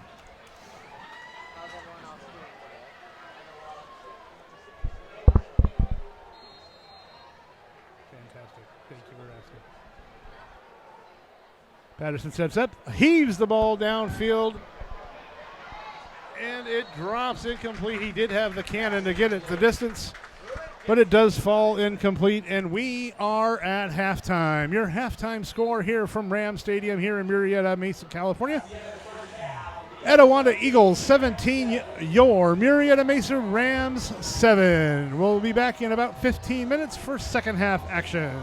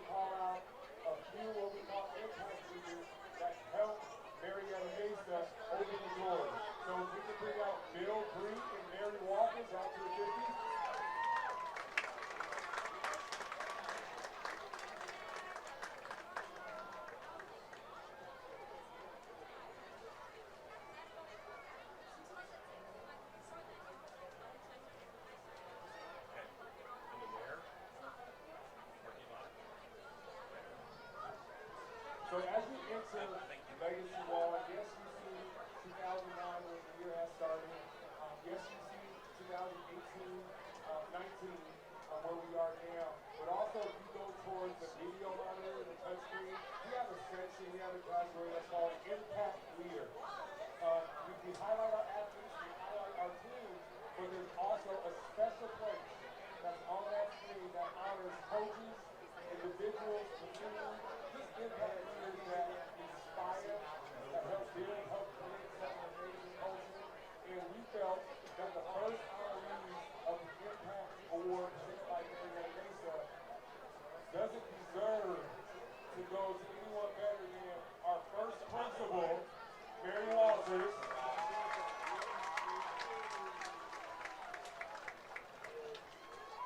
and our first athletic director, Bill Bree. There's so many people here tonight that would love to share a story about the impact and the influence that you guys have, not only on the culture, but them personally. I reached out to a few that I knew that had a few quick words for you, so I'm going to pass the mic to them and let them say a quick thank you.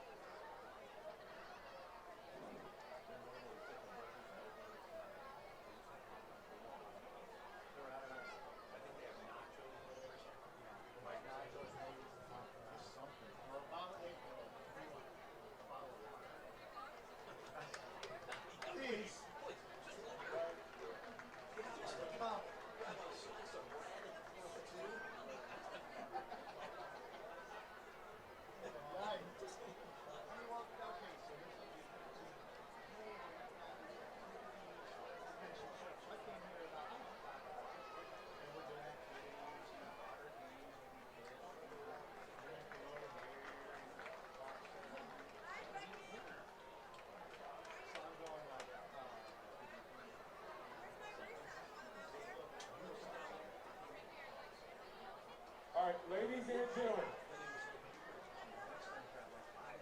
at this time, I would like to bring up our state champions, our boys track team. Come on up.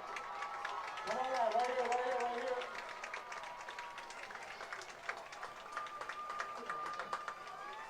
Right here. Now, this was not planned until yesterday, Friday, when we had some rings show up to honor the boys and the coaches for the amazing accomplishment that they accomplished. There's more than 5,000 schools in the state of California, and there's only one champion. That champion is your WeAreMesa Ram.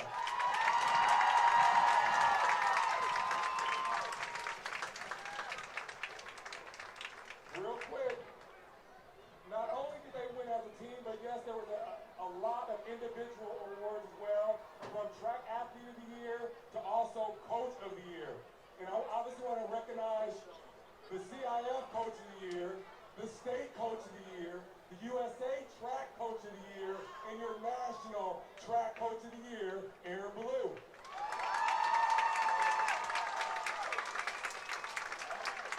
Chris, come here. Chris, come here. Sandra, come here. Coach Moya. I also want to tell you just a quick story about our co-head coach, our sprinting coach, Coach Moya. About a week before we went to the state meet, I had a conversation with Chris. And I said, Chris, I'm talking to other coaches, and they tell me our track team is smaller in numbers than other teams. We have 6 guys going to state, they have 15, they have 20. We cannot do it 2 days. And Chris tells me, Coach, don't worry about it, we're good. I said, what do you mean? We have the best sprint coach in the state right here. So thank you so much, Coach Moore. At this time, I'm going to have Coach Moore pass out the rings and introduce his coaches and his athletes. All right, this is Christian Ricks. Christian Ricks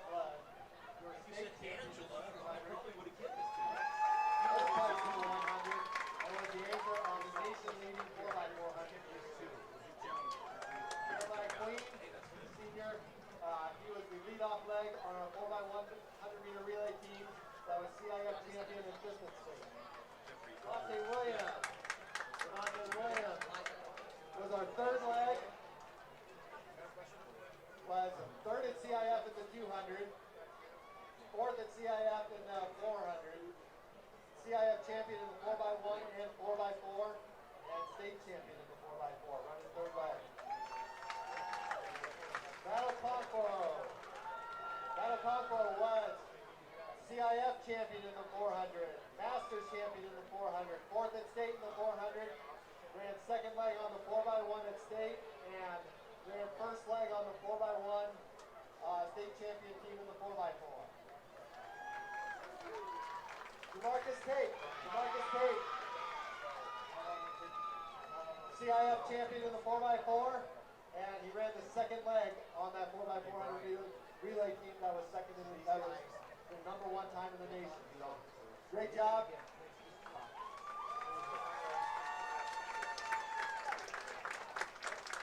Ladies and gentlemen, I give you your 2018 State of California track champions right here.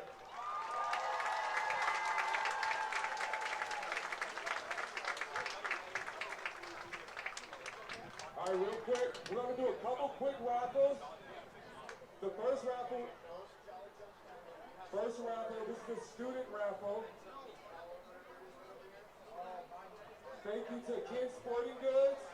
This will be a $500 raffle for one of our students, and the winner is Justin Schneider. Come on down.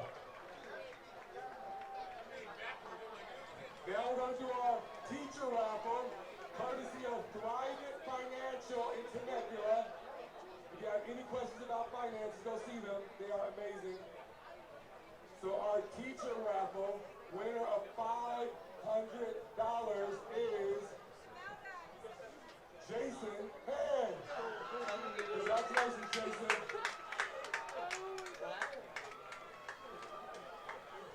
And also we have a free family photo shoot, courtesy of Salcedo Portraiture, and that winner for the free family photo shoot, Daniel Greenberg. Congratulations, guys. Thank you guys for everything. Enjoy the second half. Go Rams! You got this.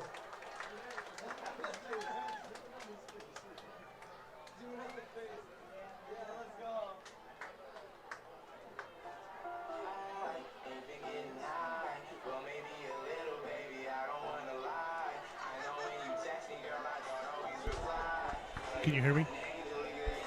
You can hear me okay? Welcome back, everybody, as we halftime festivities have completed. Again, big time announcements around here with the 10th anniversary of the school. Got to hand out some awards at halftime tonight. But one of the things we want to do as we do our 10-year anniversary is just kind of touch on and highlight each year. We have 10 games, including our road games. So JP and I are going to kind of cover this 1 year at a time, one game at a time. So I'm going to turn the mic over to him, let him take over from here, and tell you a little bit about our history here at Mesa from year one. Yeah, Mesa, as a school, first opened its doors to freshmen and sophomores in 2009 and 10. It limited a lot of the athletic contests to lower level competition, and they didn't really have varsity competition until the 2010-11 season. And Bill Bree, we saw him being honored on the field there. Yes, he was Mesa's first athletic director. He was a well-established coach in the national level, and he brought his elite AD skills to the profession. And it's just amazing the fact that they didn't begin varsity competition until the 2010-11 season. And here we are. We saw the track team. They just won a state title. And the football team was went to semifinals in CIF last year. The way Mesa has taken this valley by storm has been amazing to see in the last 8 years. And obviously, we're not even bringing into consideration the baseball championship, the first ever in Mesa history 3 years ago now. And the following year after that, the women's team, the softball team, pulled the feet off by winning their CIF Southern Section championship as well. So you've got, for a school as young as Mesa is, it really does. There's schools that haven't had a championship in any sport and have been around for years. We've been around 10, and we already have a storied history when it comes to our athletic recognitions. And it's all by the leadership. We saw before the game tons of teachers being honored. Mary Walters was out there at halftime. She was honored. She was the first principal. She came from the Marietta Unified School District. She was Mesa's first principal. She was known for having a reputation as having one of the highest academic achieving schools in the state of California. And it's just that's what it takes to have a school grow like Marietta Mesa has and build a program like that. It takes leaders, and that is what Mesa has had through these years. Absolutely. And then you look at where we are now. I mean, you look at the leadership that John Broussard has brought to the athletic program. I mean, obviously, 10 years ago, they weren't doing what you and I are doing tonight, which is, obviously broadcasting over YouTube a live football game. The thing that I love about John is it's one of those things, like in the wireless industry, which I've spent a lot of my years in, if you're not moving forward, you're falling behind. Mm-hmm. And John is always looking forward to try to be, what's next? What can we do to take the bar from this level to the next level? And you love that in an athletic director. You absolutely love that. And that's what it takes. John is absolutely a leader, like we were talking about. It takes leaders to build a school like this. Now, to just highlight some of the dates to be noted in the 2009 season, the girls volleyball had the first athletic contest played on campus October 13th, 2009. They lost a close match, 2-1. That was the first inaugural contest held. The first win, varsity football earned its first win in school history. They beat Citrus Valley High School October 30th, 2009. And the boys basketball team, just after the new year, January 26th, they held their first home varsity game and earned victory over Riverside Prep. And they gave them a butt whooping, 62-36. Right. And that was a perfect way to bring in the new year. And that just shows that right off the bat, Marietta Mesa has been here to compete, and they belong. Absolutely. I mean, in talking about our athletic success, we didn't even touch on the men's basketball program here that also went to the state semifinals. They eventually lost in the semis to Notre Dame of Riverside at Notre Dame of Riverside's very, very tiny gym. But nonetheless, I mean, there's just a lot of energy. There's a lot of excitement about Marietta Mesa from an athletic standpoint. And we're not even talking about the dance team, their commitment, the ROTC program that they have here. The band, the marching the Emerald Regiment. Repeat that 5 times, see if you can say it fast. And just the award-winning recognition accolades that this school is putting up in a 10-year time frame, that it's just exciting to be around and see the energy in the kids, in the teachers and the staff. And obviously, from the athletic standpoint, under the direction of John Broussard, the energy that he brings to his job. I've had numerous conversations with him. One of my favorite things that he does is the Friday Focus on the Facebook and on the social media sites. And it's just him being humble and talking about his past and how none of us are ever prepared for what we are going to do, or how we're going to allow life to dictate to us what we do. His always thing that he's always told me, if I have a chance to bet on myself, I'll take that bet any day of the week. Absolutely. And we are getting ready for the second half here in Mesa Stadium. And 17-7, Etiwanda leads. Let's just go back through the scoring. The first was about a 10-yard pass by Etiwanda. Took the lead middle of the first quarter. They scored again about 5 minutes later on that punt return touchdown. Absolutely electric return by Wilson. Mesa would go on to kick a field goal, 17 unanswered points by them after a huge mistake by the special teams of the Mesa Rams. Vicente Garcia with the kickoff here to start the second half of action.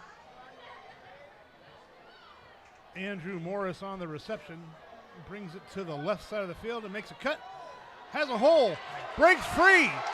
He's got a blocker. He will go the distance to start the second half. What a play by Morris. We saw it earlier. He did that same thing. The return was kicked to him on the left. He brought it all the way across the field, and he just got tackled by the last guy. If he had it, that would have been another big return. He finally gets past that first tackler and is able to take it the distance. Not for a touchdown, but he gets down to almost the end zone. He, 6 inches Exactly, short? yeah. 6 inches short from taking it the distance, so it was a little premature on the call. However, Mesa continues their momentum that they captured at the end of the first half and now have it first and goal from inside the 1. What a start to the second half. What a great start by Mesa. We said their special teams is what was holding them back. The special teams just took the lead for them. Just absolutely, the momentum was with them. They scored right before half. We're going to see them score again here. Great play by Mesa. So I'm going to put your coach's hat on for a second. If you're Coach Turner, what are you doing here? Well, he brought in the big boys. You're going to give it to the running back, January. January punches it in. Yep. Touchdown, Mesa Rams! Antonio January with the 1-yard plunge. And folks, if you blinked, we have a ball game. Couldn't start the half a better way. Beautiful play call. That's what I love about Mesa is they brought in their 2 DNs right there. The 2 big boys brought them in. They hammered out a hole for January, and January was able to power it in. Benjamin Isaacson coming in for the point after attempt.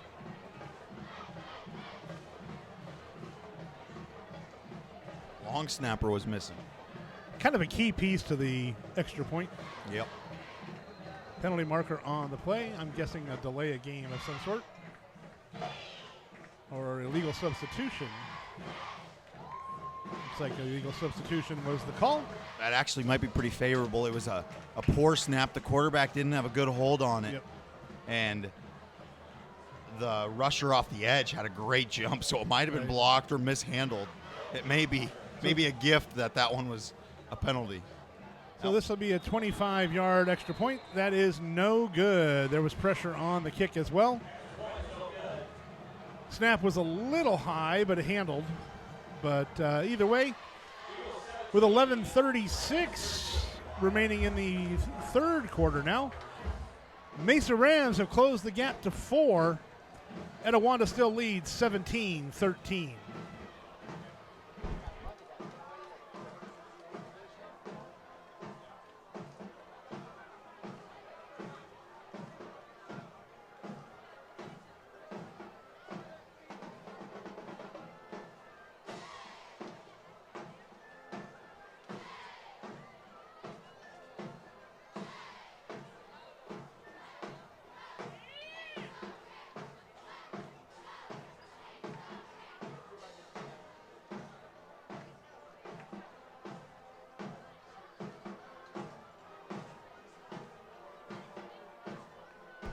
All right, fans, we're back, setting to kick off for the Rams. Benjamin Isaacson back deep to receive for Etiwanda. Number 21, Mario Miner, and Dalen Wilson, number 2, back for Etiwanda. But the short kick comes down at the 25-yard line and is received by Malachi Williams. He returns the ball about 7 yards out across the 30-yard line. Correction, I got across the 25-yard line, so about 3 yards on the return, out to the 27-yard line where Etiwanda will take over with their first possession of the second half. We'll see if they've made any adjustments as Marietta Mesa has taken the momentum from this game, and we'll see if Etiwanda has an answer for it. They took the momentum in the first half when they had that fourth down stop here on their own 40-yard line. Hillstock with the carry around the left end. Huge fourth down stop they had, and they turned it around, scored a touchdown, and then a great return by Morris here. Yep, absolutely. And now the defense needs to keep this momentum going. Hillstock with a gain of 6 on the first carry of the second half for Etiwanda. Brings them second down and 4 from the 32-yard line. Patterson to pass. Hits Bitterman on the outside on the far end of the field. Tackled on the play by Diego Rodriguez, who has been a ball hawk tonight, both on defense and special teams. Yeah, he's a magnet. He's all over the place. He's got at least 5 tackles tonight. Eagles got a first down. It's 1st and 10 at the 45. Patterson hands the ball off to Hillstock, takes it off the left end, and is shoved out of bounds right at midfield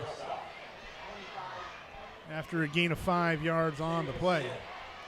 Great misdirection play. Both teams have run quite a few of them.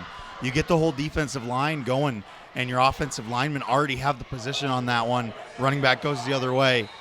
Automatic 5 yards there. Second down and 5 for Etiwanda.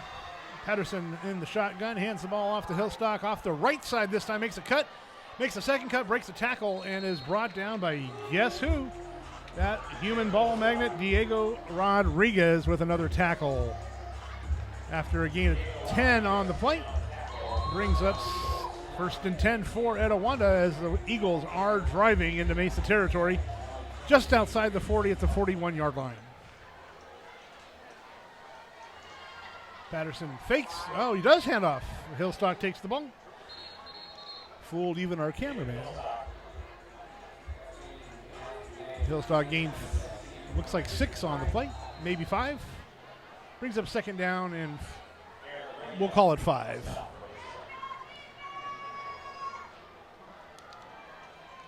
Patterson in the shotgun. Fakes the handoff and goes deep toward Bitterman, who makes the catch under tight coverage. They've run that play a couple times tonight with success. Yep, the easy slant. Bitterman's got the height on the defensive back, and Patterson trusts him enough, throws the ball up there on time, on the money. Beautiful play. It'll be right at the 10-yard line. It'll be 1st and goal, 10 yards to gain for the touchdown for Etiwanda. Hillstock looks left. He's got the eye on the pylon, and he dives and is in for the touchdown for the Eagles. So the Eagles come out of halftime and just drive the ball down the field on the Rams. And they have answered Mesa's touchdown here in the second half. That is the exact way to regain momentum. Have a long drive, get some big plays, pound the ball, pound the rock, run the ball quite a few times.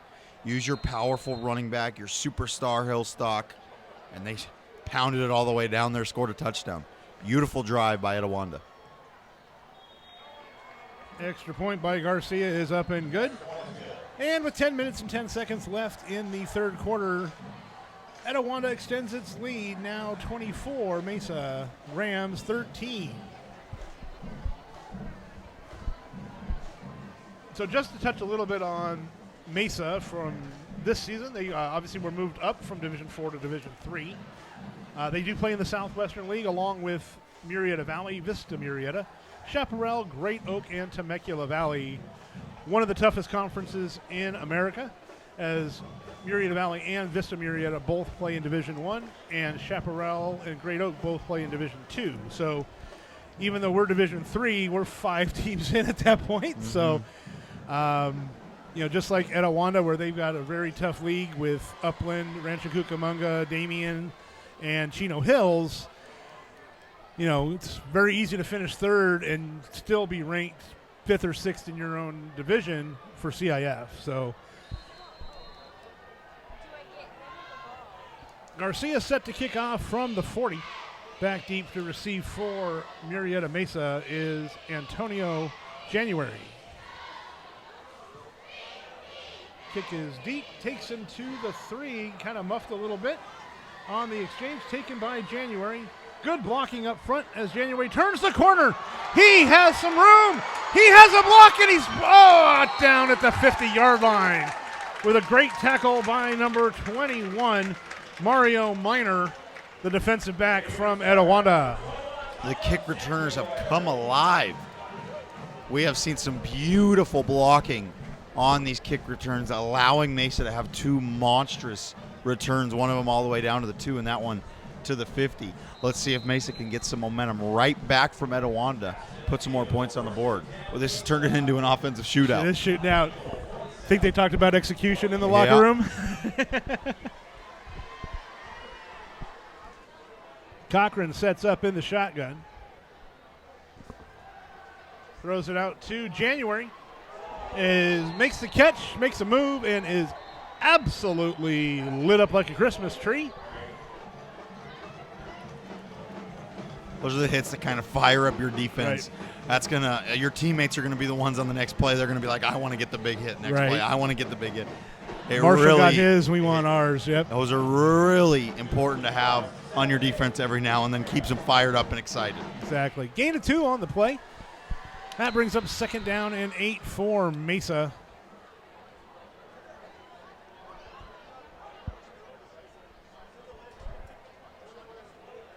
The punter / receiver, Ryan O'Brien, checked into the ball game. He was flanked into the slot to the right. Shotgun, dual running backs set to each side of Cochran. He gives the ball up the middle to the freshman, Desmond Jackson, who uses some fancy footwork and picks up 9 on the play. Brings up 3rd down and 1.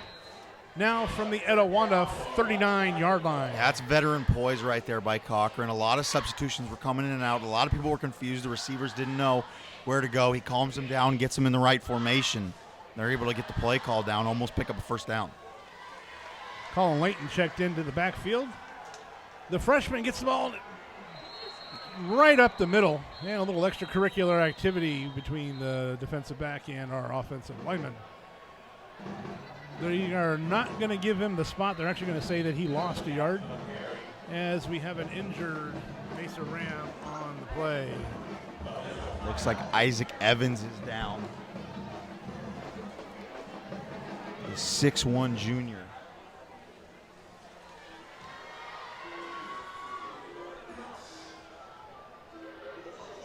He initially grabbed for his knee, and that's, as a lineman, that's usually not a good sign when a lineman goes for his knee. There's so much. But he is getting stretched out, and they don't seem too worried on the field. It could just be cramps. First game of the season. Right. You're going to see that a lot, and we're early in the 3rd quarter. I bet you we're going to see a few more of those later on in the year, later on in this game. And he's up and coming off the field under his own power, so that's a good sign as well. So I think your cramp call might be the right call there. But there's just so much commotion going on between the hogs up front. Yep, that's what happens when you go through the offseason, but nothing's like playing a 4-quarter game. These guys aren't used to it. And sometimes it just kicks in, muscles are tired. Especially with as hot as it's been down here in the valley. I mean, it's nice to have a night like tonight where it's probably in the low to mid 70s.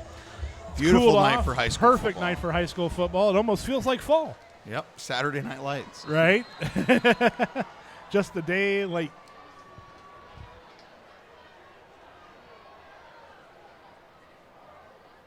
Cochran sets up 2 running backs to each side of him. He sets up to throw the ball. Throws the ball and hits his receiver, Desmond Jackson, out of the backfield. And on 4th down, the Rams pick up the 1st down and a little bit more as they move ball down to the Etiwanda 35-yard line, and a 1st down comes with it. Such a confident throw by Cochran. 4th and 2, and he steps up and hammers it home. Yeah, you want your seniors to show a little leadership, not just vocally in the huddle, but you also want to have them make plays on big-time plays when you need it. And Cochran has definitely showed that tonight. Jackson up the middle, and he gets a giant bear hug from one of the Etiwanda defenders. We will call him Jacob Smith. Jacob Smith goes 6'3", 280. Trust me, when you get hugged by that, you know you've been hugged. Yep. Isaac Evans back on the field. Good to see that. Jackson motions to the right. He looks his way, he throws. Cochran hits him on the fly. Meta move and can't break free from the initial tackle by Marshall Murphy. What a great open field tackle by Murphy. That is textbook. Got him by the ankle, and we know that Jackson is super shifty and he can easily get away from you. Great play by Murphy. Murphy actually caused them to lose a yard on the play, so that'll bring 3rd and 11 up for the Rams from the 36-yard line of Etiwanda. Let's see what Coach Turner has up his sleeve for this call on 3rd down as the press comes up on the outside from Murphy. Cochran to throw. Going deep. Intended for Andrew Morris, but falls incomplete. There was some contact about the 10-yard line, but no flag thrown by the back judge. So it'll bring up 4th down and 10 for Mesa. And it does look like they are sending in the punt team. Ryan O'Brien coming in to punt. Yeah, we've gone for it on 4th down, 3 or 4 times tonight? I like this move, though. 4th and 11, long 4th down conversion. Yep. And you're going to pin them deep with this punt. You got a good territory to punt it. Yep, and your defense has shown spots where they have stepped up and held Etiwanda to 3 and out. You're kind of hoping that you're just playing field position battle here right now. Yep, pin them inside the 20. Or even more. Punt goes up, and that's going to make the end zone. Oh, nope, he was down. It's going to be a touchback. Great effort, but a touchback nonetheless. Yep. So the ball will come out to the 20-yard line, and Etiwanda will start their second possession of the second half. Cannot push the ball back in if you leave your feet in the end zone. You have to leave your feet from the 1-yard line. Correct. And in not the land. air, hit the ball back. It's a very acrobatic move. It is. I think you and I could do it. Yeah. I wish.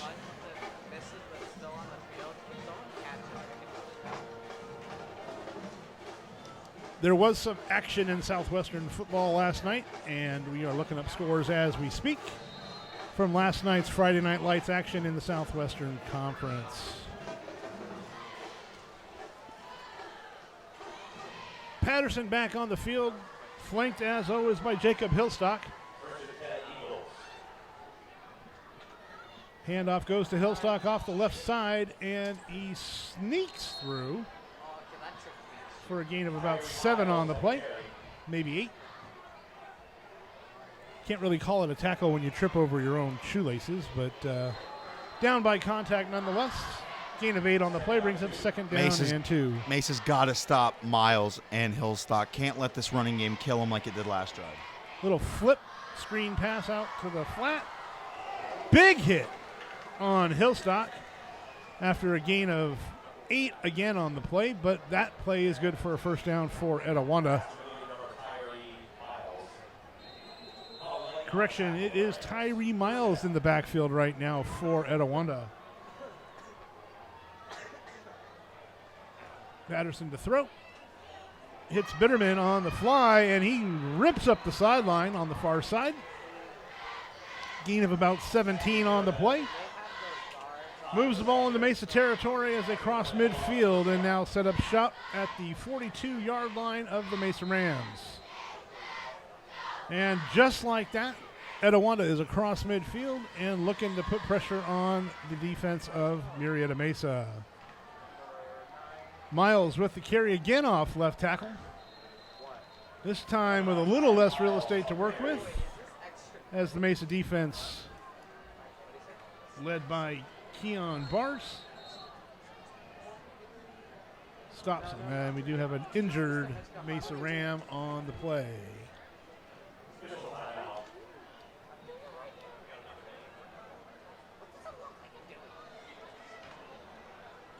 Colin Layton down Our, on the play. our ball magnet.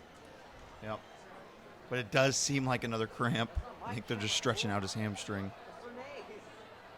Come on, boys. Eat your salt and pickles. This is mine.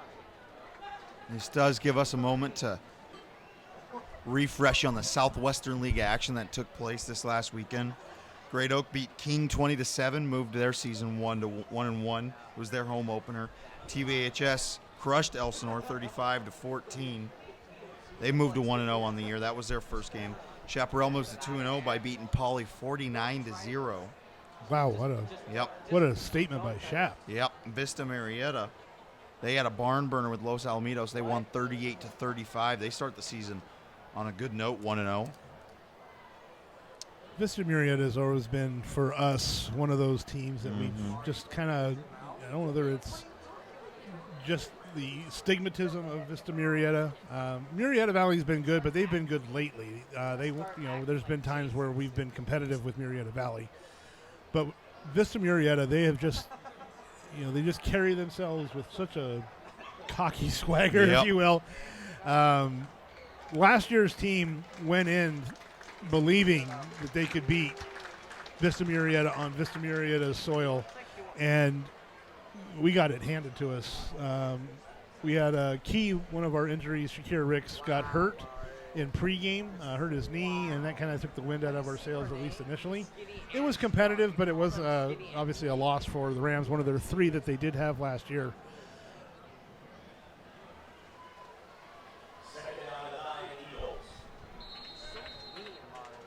I'm a little curious as to what happened to Hillstock, why he's not been in the game. Oh, he is open. Bitterman. Penalty markers on the play. We'll see if it stands, but for now, touchdown, Etiwanda.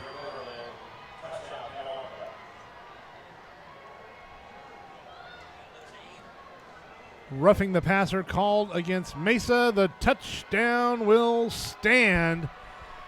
And just like that, the Eagles score again.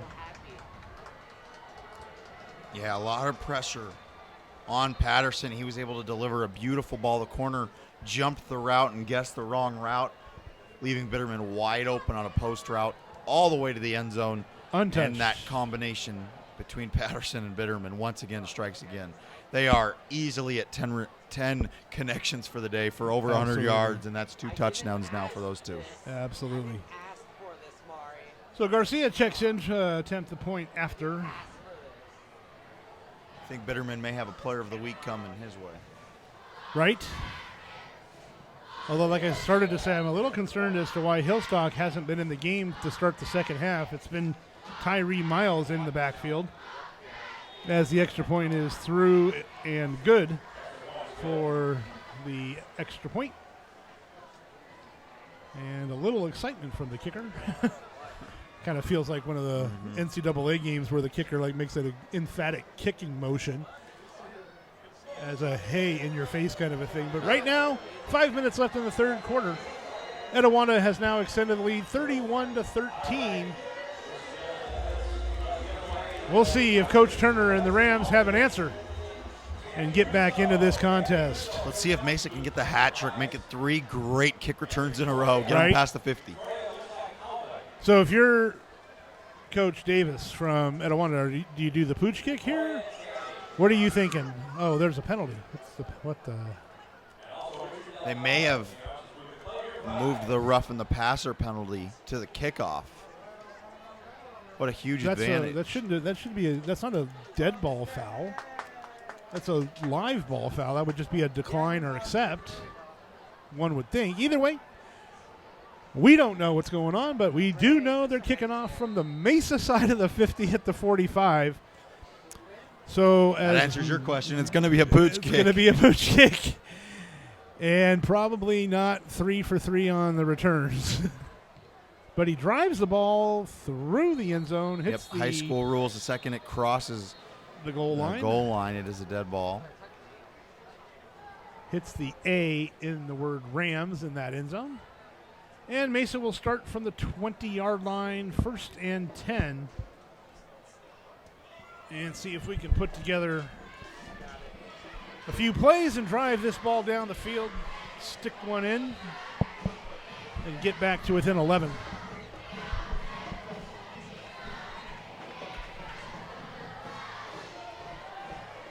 Cochran comes out.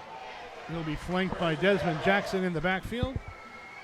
Morris and January flank him to the left. Thompson to the right as they run the ball.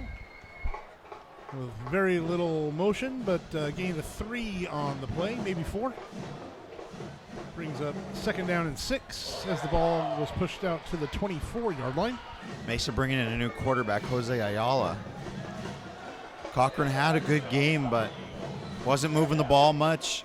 Coach Turner's trying to spark a little energy in this lineup, and Ayala is a much better runner than Cochran. Good catch on that. I did not even catch that. I saw him warming up earlier. It was right before halftime. He was warming up on the sideline. Didn't know if they were going to bring him in then. Coach Turner probably put it off a little bit because they had a lot of momentum at the time. But he decided to make the switch now. We've seen it in the scrimmage all through summer. There was quarterback battles. He was trying to see who was going to take the lead, and it's been back and forth, back and forth. Jackson got the handoff on that and went nowhere. Actually lost a yard on the play. Brings a 4th down and 7 now as the Rams send Ryan O'Brien back to kick this one away. Dalen Wilson back deep to receive. It's kind of been a coin toss tonight as to what he's done in the receiving special teams kicks tonight. See if he keeps his eye on this one and is able to corral it in. Snaps away, kicks away, almost blocked. Come up short and tumble. Wilson takes it around left side and is tackled after actually going backwards. It's a nice grab by Wilson. Probably saved his team 10 to 20 yards there. That ball was moving with some speed, and he was able to get it off the first hop and just kind of not lose any yardage there. Keep him right where he caught it. It was a nice tackle by Isaac Contreras on the special teams. It's kind of how you earn your spot on the other sides of the ball, right? A little hustle on the special team side.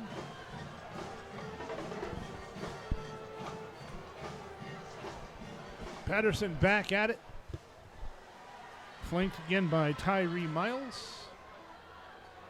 And Patterson sacked in the backfield on the play action. Read that like a book. Absolutely great play by the defensive lineman for the Rams. That's our old friend, our ball hawking linebacker, Colin Layton, with the sack. Loss of 4 on the play, brings up 2nd down and 14 from the Etiwanda 40-yard line. Little screen pass out to the flat. Not going anywhere. They're going to lose another yard or gain nothing.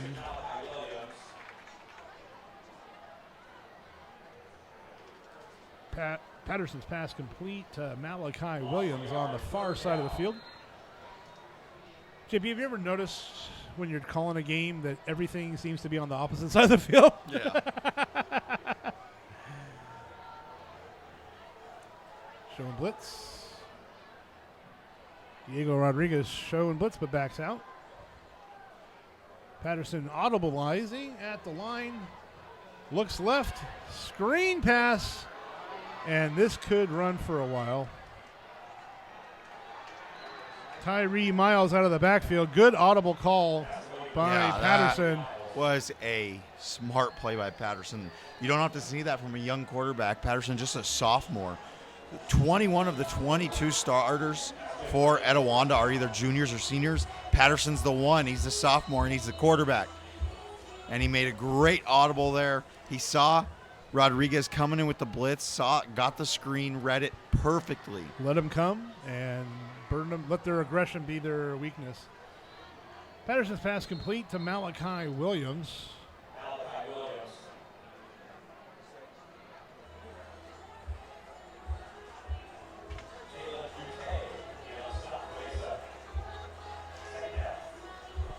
Tackle on the play by number 99, Ari Collins with the tackle.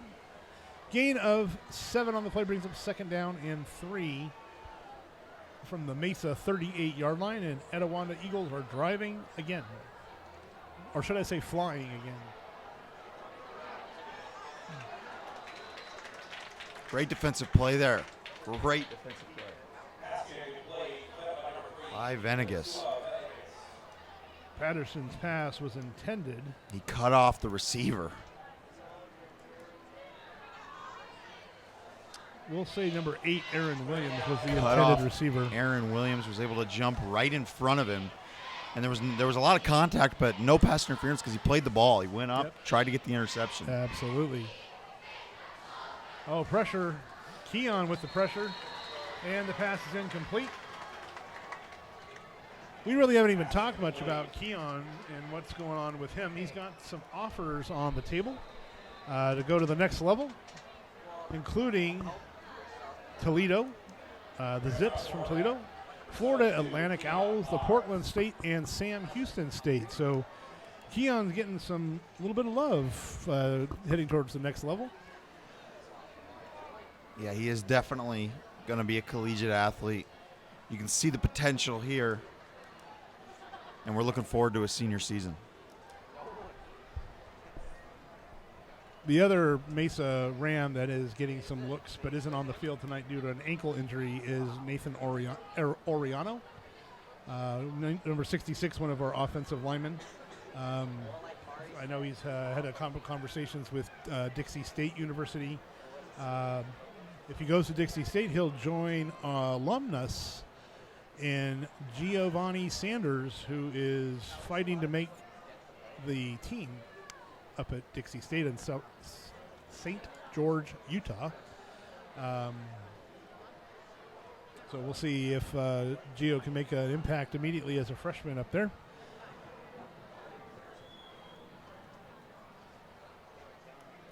But this team from last year had 7.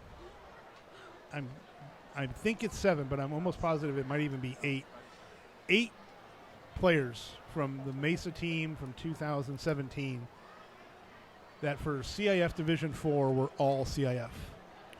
Very impressive, and we're seeing this more and more with Mesa across all sports. They're getting tons of athletes that are going to play at the collegiate level, and just it's a 10-year anniversary. As we get to the 20-year and the 30-year and the 40-year, we're going to see countless amounts of athletes. The collegiate signing days are going to start turning into whole ceremonies for absolutely tens of kids. Right.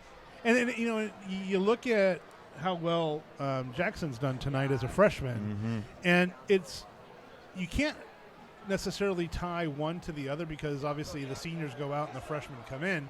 But as a kid growing up in this valley, if you have a choice to go be 5th in line at Vista Murrieta, 5th in line at Murrieta Valley, but you could come to Mesa and be a starter as a freshman, I'm sorry, but that's kind of a no-brainer that you get a chance to play. They have a winning program, so the coach is obviously involved in the growth and the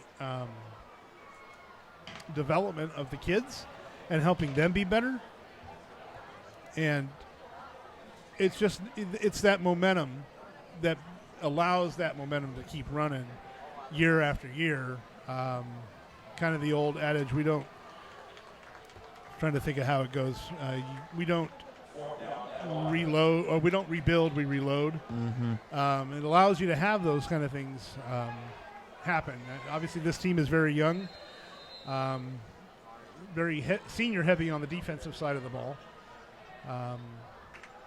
As Garcia punts the ball down into the near corner, ball takes a bounce, trundles into the end zone for the touchback. Mesa will take over 1st and 10 from their own 20-yard line with 1:18 left in the third quarter.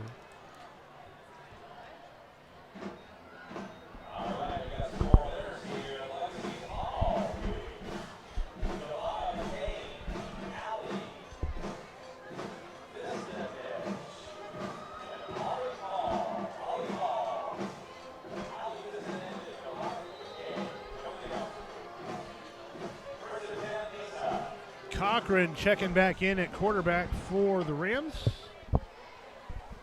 So Ayala's quick night as Cochran hits Andrew Morris on the slant, and he was fingernails away from breaking that one. Very nice combination. A quick slant, emphasis on the quick. Rifled that one in there. And the cut. Caught his receiver on the run, and he was flying. Pass out to January, breaks the tackle, and he cuts. He's got 2 men to beat. Will he do it? Mario Minor finally pushes him out of bounds. Correction, that was Marshall Murphy who ran him down from the far corner position. Was able to track him down, but not after a big gain of 40 yards. Puts the ball at the 19-yard line, and Mesa is in business. It's as simple as this. Antonio January is listed as a wide receiver, but simply he's a playmaker. We've seen him make plays all over the field on special teams, on offense. He's a playmaker. It's simple as that. As we get a little extracurricular activity between the biggins on the line there. Jackson with a run, gain of 3, brings up 2nd down and 7. Jackson with the ball carry again, cuts back into the middle, and gets another 2 or 3 yards on the process. Down inside the 15-yard line to the 14, and that'll bring up 3rd down and 4 for the Mesa Rams. And official timeout on the field for an injured Eagle.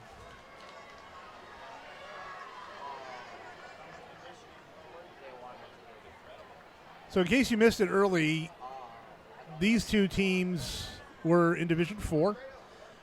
Etiwanda played Downey in the first round of the CIF and lost to that game, and Downey went on to make the championship game against Cajon, who Mesa lost to in the semis. I was at the game at Cajon, and all I can say is the Cajon Cowboys were a very impressive high school football team. Maybe a very good Division II college team.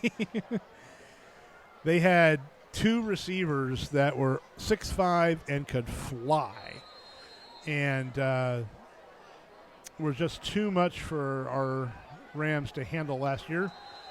But all in all, an impressive run in 2017 as we have reached the 4th quarter here tonight at Ram Stadium.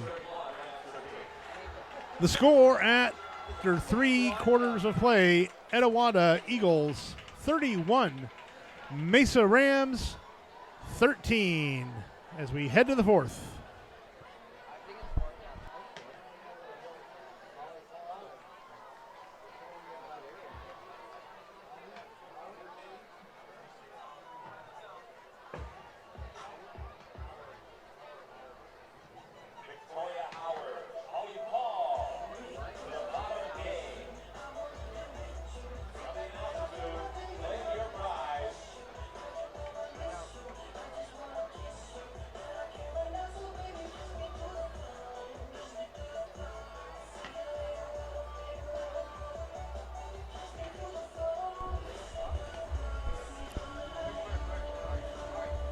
So Mesa sets up 3rd and 5 as we start the 4th quarter of action.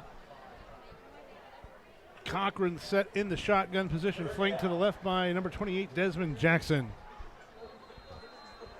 Thompson flanked to the left, out on the edge.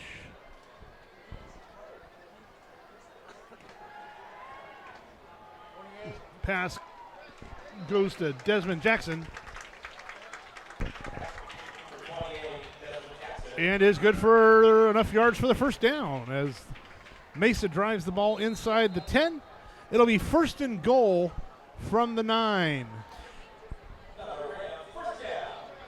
Mesa needs some points here. They need to put points on the board.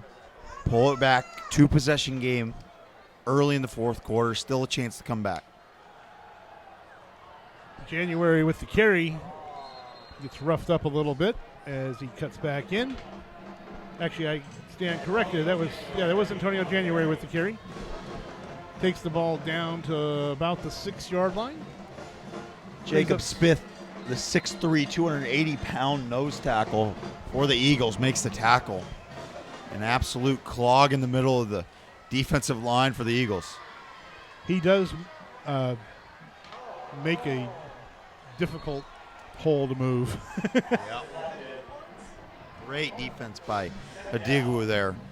Very tall defensive lineman was able to get back to Cochran and put his hands up and get his long arms out there and block that pass. That was headed for Thompson over in the corner of the end zone. He was running an out route, and it looked like he was going to be open. If the pass was on time, it would have been a touchdown. Yeah. So a touchdown-saving deflection for Elton Adigwu goes 6'4", 197 for a defensive end. Not necessarily the weight you want, but definitely the length. Cochran with the keeper. Drives down to the goal line, but is stopped just short, literally inches away. And that'll bring up 4th down and 1 as the jumbo lineup comes in. Or as coaches like to call, heavy. 4th and goal Rams from inside the 1-yard line. We'll call it about the length of a football. Cochran getting the play call. Cochran settles this is such a huge down. Important to get this right. Power I formation. And official timeout called by the coach from Etiwanda. Kevin Davis with the timeout. Set the defense with 10 minutes, 22 seconds left in the contest tonight. Game-changing play coming up. Etiwanda stops them. And they are in good shape to win this game, walk away with the victory. If Mesa scores, gives them some life. This game isn't even close to being over. Yep, I agree. Well, you got to give Etiwanda some credit. I mean, obviously, in week 1, they put up 34 points against Summit, shut them out. They've put up 31 points through 3 quarters in a few minutes tonight. If I'm Coach Davis, I'm really happy about how the team is shaping up as we head into a few more preseason games and then eventually into conference play. After a 3-8 year last year, coming out, starting hot, getting a big shutout win against Summit, and looking good so far in this game. It's a good start for the Etiwanda Eagles so far in the 2018 season. Keon Bars lines up as the fullback.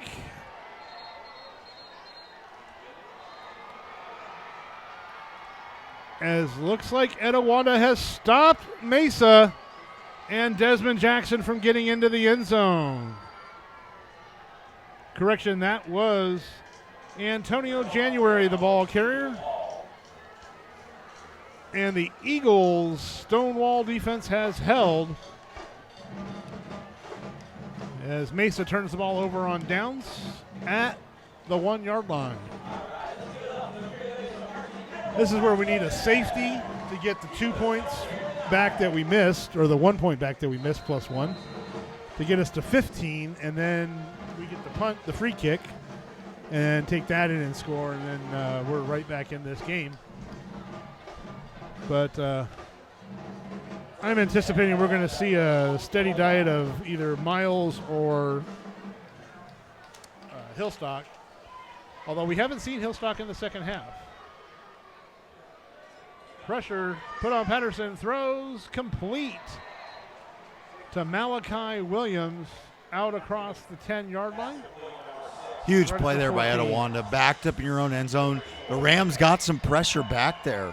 They just couldn't get to Patterson in time. He was able to elude them and gets the first down and gets him some breathing room.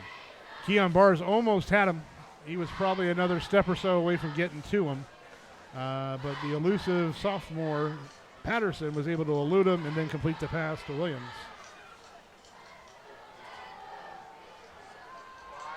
Hillstock back in the ball game, and he breaks one off. Play started to go to the left, but he broke it back to the right, and he gets out across the 30-yard line to about the 32, and that is good for another Etiwanda first down. And 2 plays in, Etiwanda's already across the 30-yard line after being backed up against their own goalpost at the 1.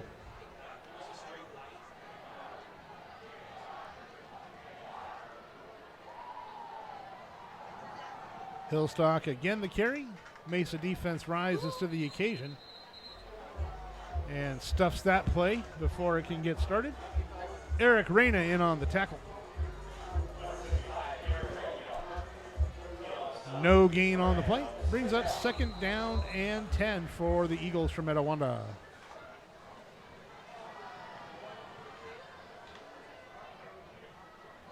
Hillstock in the backfield. Bitterman flanked out to the right. Flanked by Malachi Williams in the slot.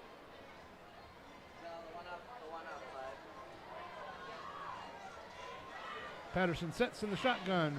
Hands the ball to Tyree Miles, who checked in.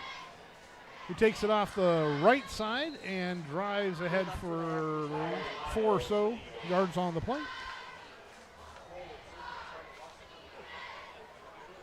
Ethan Minder on the tackle. And I'll bring up 3rd down and 6 for the Eagles.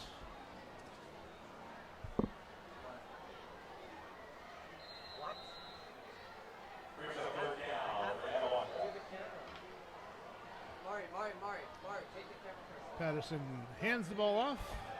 Miles takes the carry. Carries the ball across the 45-yard line out close to midfield. And that play will be good for another Etiwanda Eagles 1st down at the 48-yard line.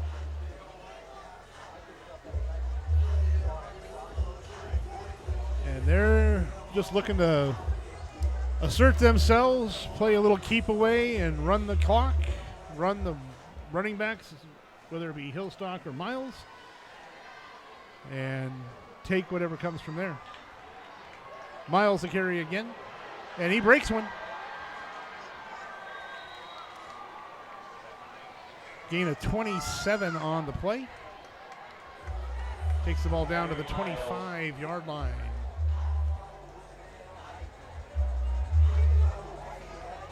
Another 1st down for Etiwanda.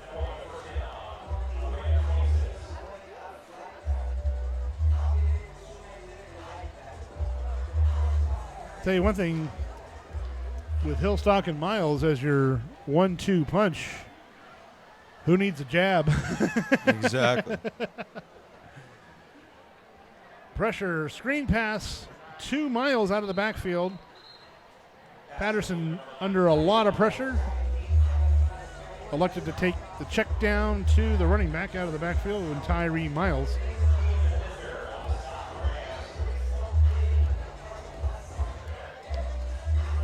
No gain on the play.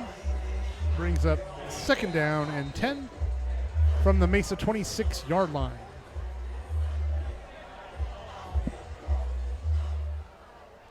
Stacked receivers to the left in Bitterman and Williams. Call goes to Miles up the middle, and he will score. Untouched. 26-yard run by Tyree Miles. Might just be the nail in the coffin for the Mesa Rams. Beautiful run by Miles. It was only a matter of time. He had so many runs this drive where it looked like he was just 1 tackle away from breaking it loose, and that one he did. It's almost like a semi-draw, because they held him for a second, and then he had a lane that you could probably drive a semi through for the score. Garcia coming in for the extra point. Hold by 18, Brandon Patterson, the quarterback.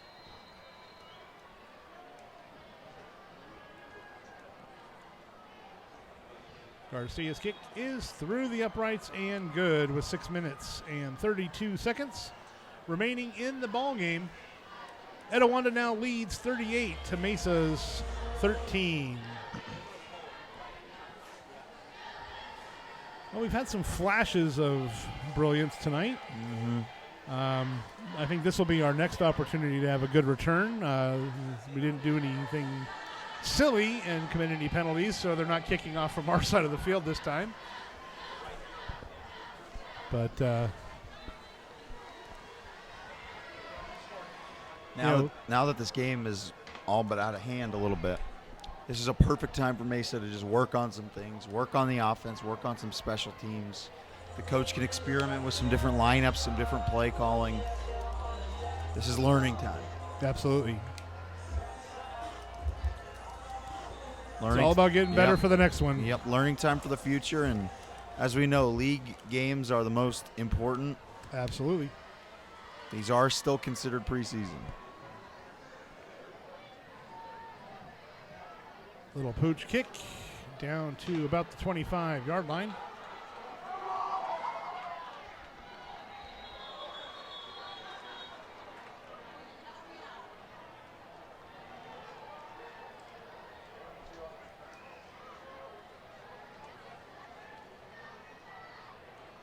Virgil Martin with the return.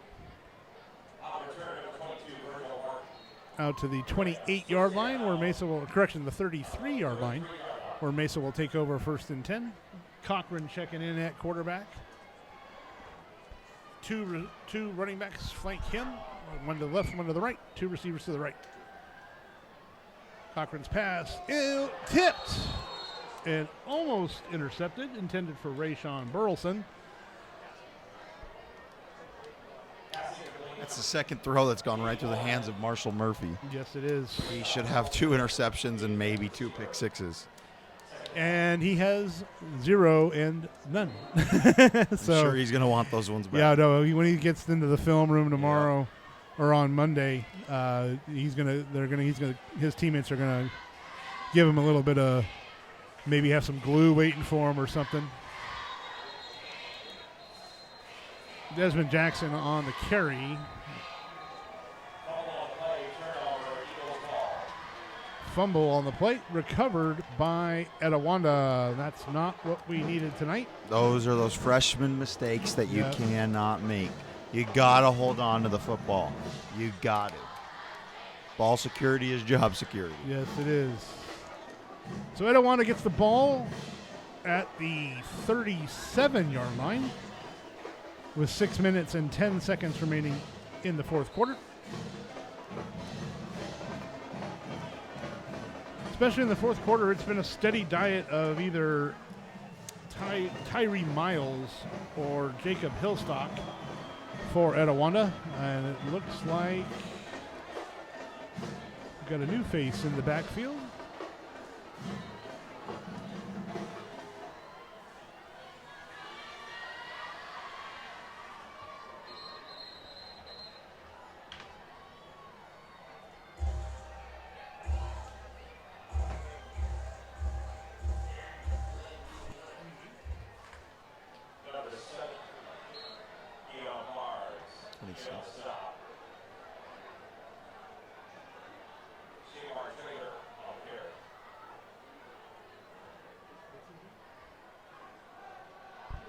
Patterson to throw. Penalty marker on the play. Pass is incomplete on the far side of the field, and a second foul penalty marker comes in. We could have offsetting penalties here.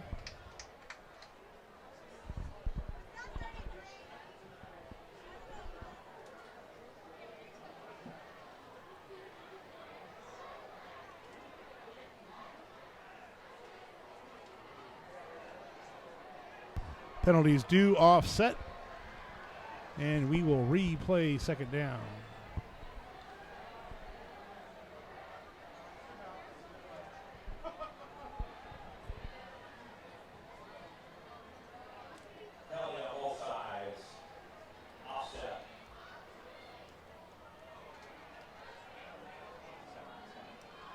And it was 26 that had checked into the ball game. Jerry Brown at running back for Etiwanda.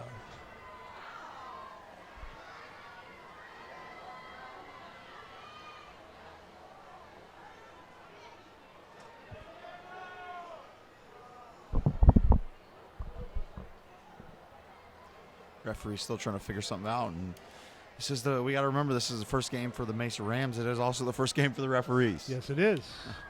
People forget that they're people too. Yep.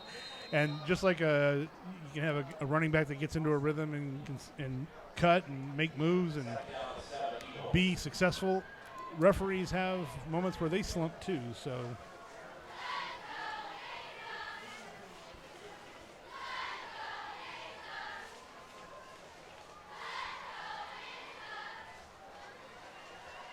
Jerry Brown with the carry.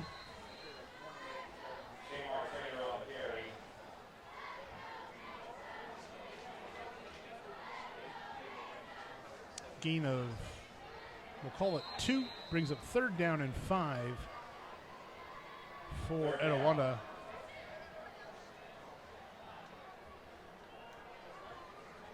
Patterson calling the signals from the shotgun. Drops back. 2-step, 3-step, goes long. He's got him in. Jump ball. Caught for the touchdown. Derek Benjamin. Talk about Sports Center top 10 plays. That was a beautiful touchdown. What a catch. Caught Mesa in a zone defense, cover 2. Safety couldn't get over in time, and the corner was beat. So he just dropped it right in the soft spot of the zone. And a penalty marker on the play well after, right at the 25-yard line. I'm guessing a little unsportsmanlike conduct. Maybe a little sideline warning. Yeah.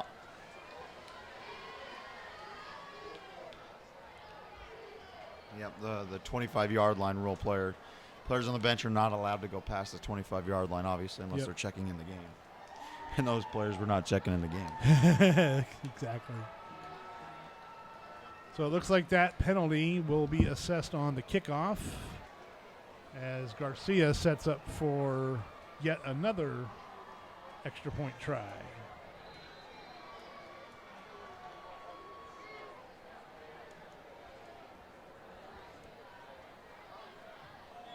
Extra point is up and good with 4 minutes, 36 seconds remaining in the ball game.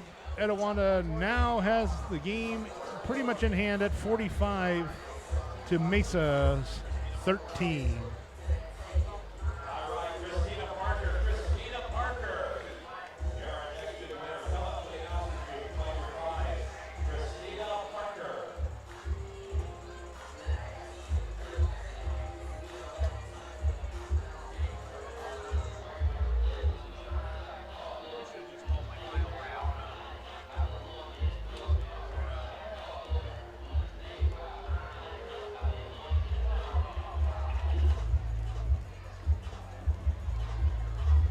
Antonio January back deep to receive this kickoff from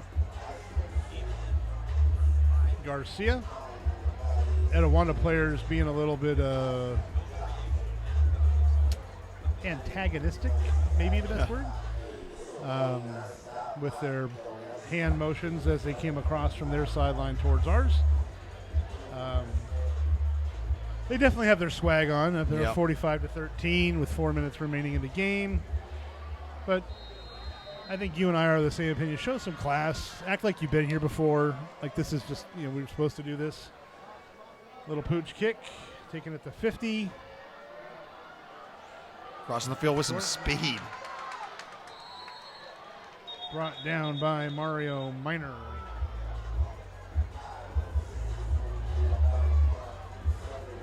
Decent return. Gain of about 7 on the return. He ran more north or east and west than he did north and south. Mm-hmm.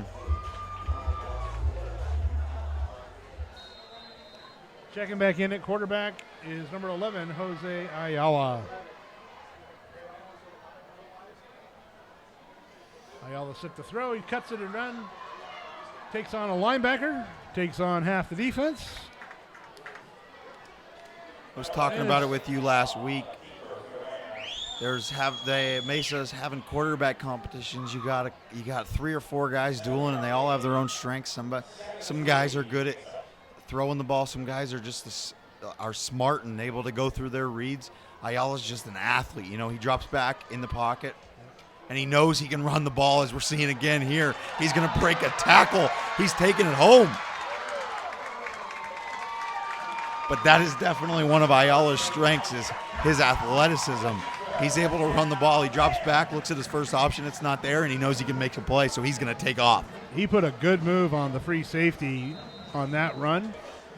Gained 27 yards on the play. Puts the ball at we'll call it the 13-yard line. First down, Mesa Rams. Ayala rolls to his left, looks to throw, and hooks it out of the back of the end zone, out of harm's way. And that'll bring up second down and 10 for the Rams. You like to see plays like that from young quarterbacks that don't panic when the play breaks down and you guys are covered. Rather than forcing something in, you want to just enjoy the fact that he's got the wisdom enough to make the adjustment. As Desmond Jackson takes the ball down to the 1. We've been here before. Yep, great play by Desmond Jackson. A little shifty there. Jukes past the 1 defender and takes it all the way down inside the 5. Play is good for a first down. It'll be first and goal. Mesa from the 2. Come on, boys, put it in. Ayala keeps it, and he will score. There is no quit in this team, as even though they're down by a bunch, they are still fighting. And you love to see that even out of a backup kind of a situation with Ayala in the game. Nice drive by Mesa. They calm down. It's late in the game. It's a learning experience. Forget about the score. Let's just go out there and put together a good drive, and that's exactly what they did there. A lot of Jose Ayala athleticism was showcased on that drive. Absolutely. Extra point is up, and it is good. So with 3 minutes and 4 seconds remaining in the ballgame, Mesa does make it a little closer, as Etiwanda's now lead is cut to 25 at 45-20. I was never really good at math, even basic math.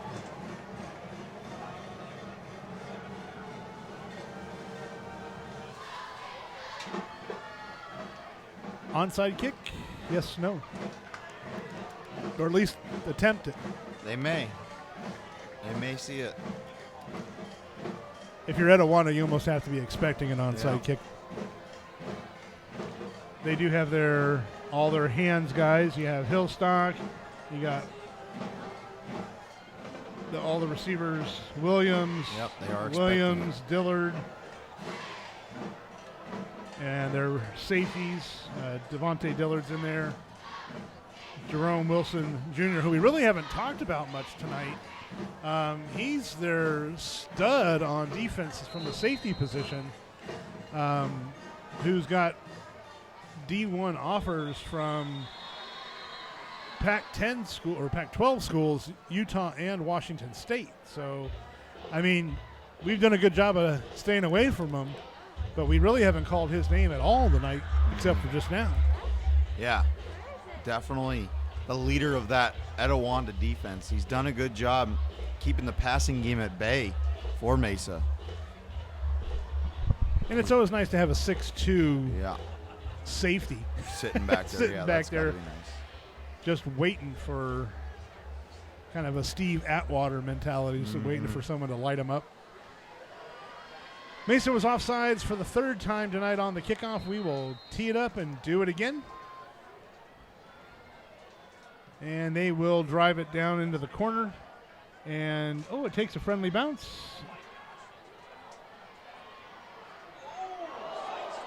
He's got some space. Andrew Morris on the return and almost was able to break the final tackle and take it the distance. Little extracurricular fun. Yep, they're having a good time. And the referees let them know that that will be the end of that.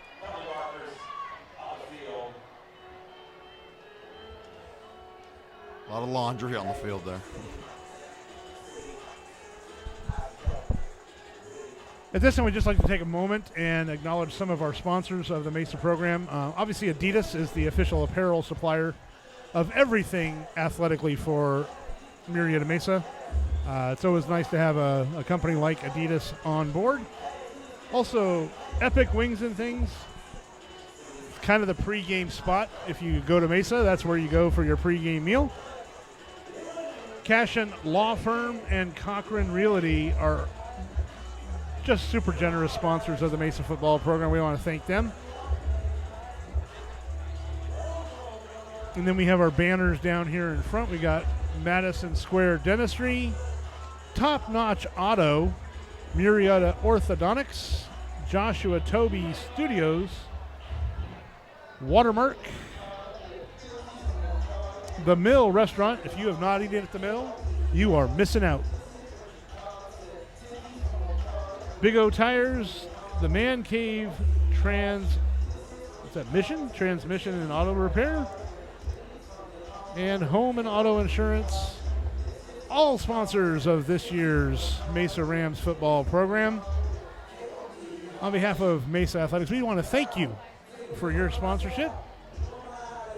If you are looking to be a sponsor, please check in with John Broussard or Coach Turner at any point during the week, or you can go to the Mesa Rams homepage. That's MurrietaMesaAthletics.com, and click on the sponsor button on the far right-hand side at the top bar, and you could also be a sponsor. Jerry Brown, the ball carrier, with a penalty marker on the play.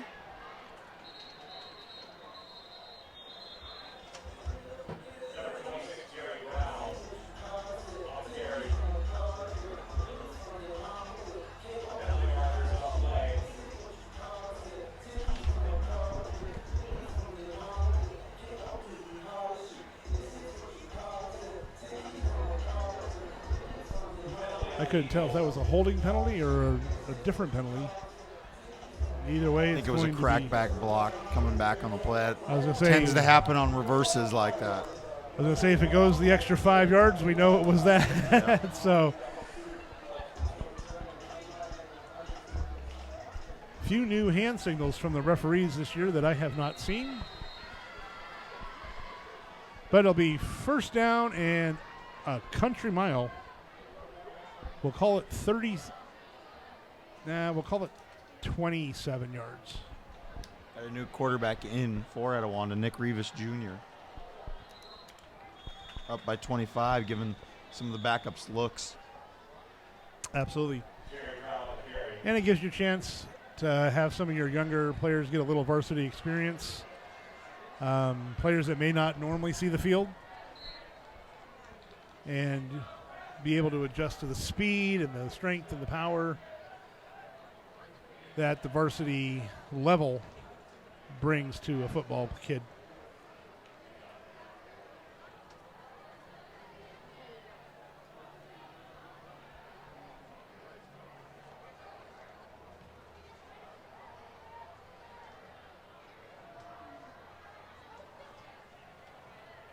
Jerry Brown with another carry between the tackles.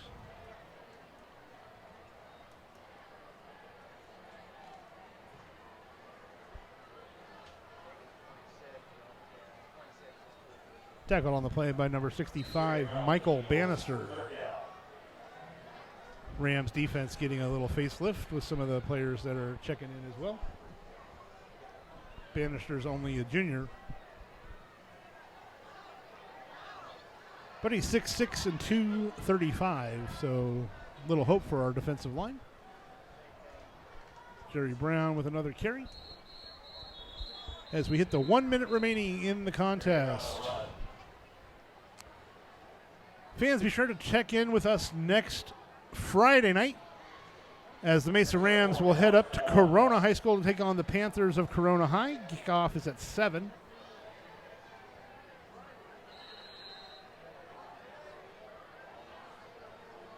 And if you have a lower level player, JV will be here on Thursday. Kickoff at 3:15 or 4, I believe. As the clock runs down to 18.8 seconds before Etiwanda calls their final timeout. Well, JP, what are your thoughts on tonight's contest? I think there's a lot of positives to point out for Mesa. Cochran has been very confident in the pocket. He's looked poised, and he's starting to separate himself as the starting quarterback. We'll see how practice goes this week, but he showed a lot of confidence out there. And he really didn't throw the ball that poorly. It was just a few drops. And, just in all fairness, some really good defense by Etiwanda. It seems like almost every throw he made was right where he needed it or wanted it to be. Either the drop or the defensive effort by Etiwanda was what caused it to be incomplete. Yep. And I think we're seeing the coaches talking right now. This may be one of those 10-second runoff kind of situations. I think it might be the referee addressing them about some extracurricular activities that are going on. There's a lot of pushing and shoving out there after the plays. It has been a little chippy. And the coaches need to give a talking to their players. 5 minutes of the game. Yep.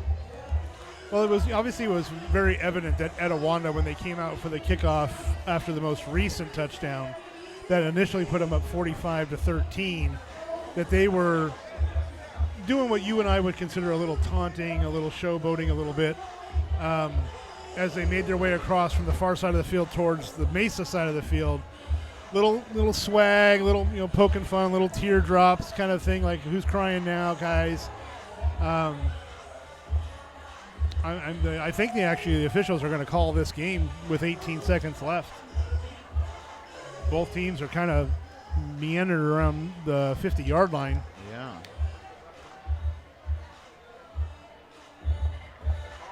This is really quite a scene. It's a relatively unexpected ending to what has been a relatively good game as teams exchange pleasantries. Yeah. With your final score, the Etiwanda Eagles 45, your Murrieta Mesa Rams 20. Etiwanda moves to 2-0 on the season. I do not have their schedule in front of me, but I believe they are at home next week against another non-conference team. Mesa will be on the road and take on the Panthers from Corona High School. Kickoff will be at 7 o'clock. JP and I will be on a smidge before 7. Please feel free to join us. Again, the website is MurrietaMesaAthletics.com. This is very unusual. I think they are going to continue playing. I have never seen both teams on the same sideline. That's crazy. This is take a knee, get out of here. Well, there'll be a party on the bus going back to Etiwanda. If you're not familiar, Etiwanda's kind of up by Rancho Cucamonga, a little east of Rancho. But this is taking forever to run the last 18.8 seconds off of the clock.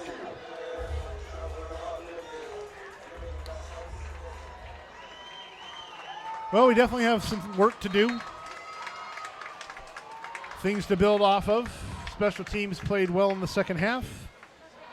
Obviously, we didn't quit, which is always a good sign from a football program, that the coach doesn't let them feel that defeat till it's actually a defeat.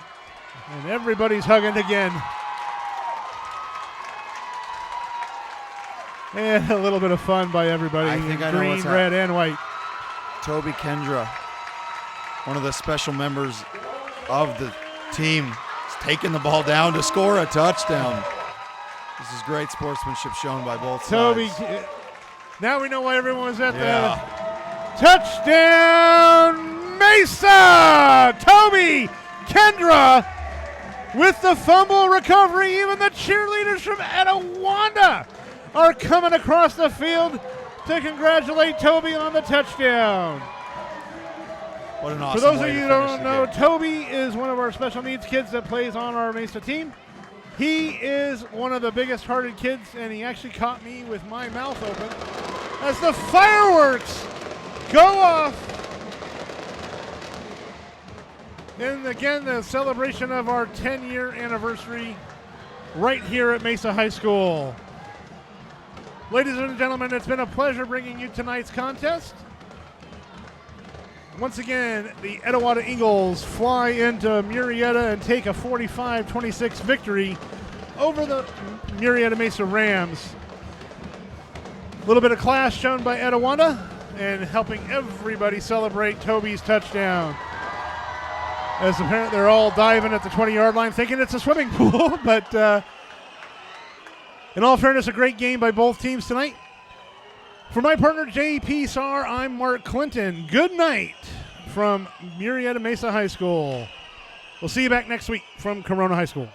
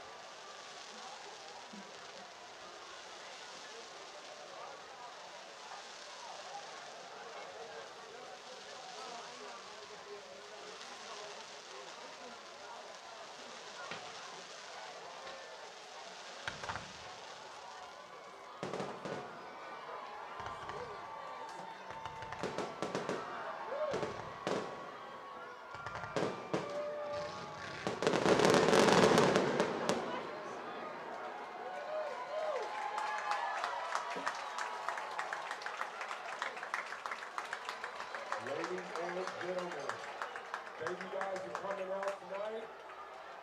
Happy 10-year anniversary. We'll see you next Friday.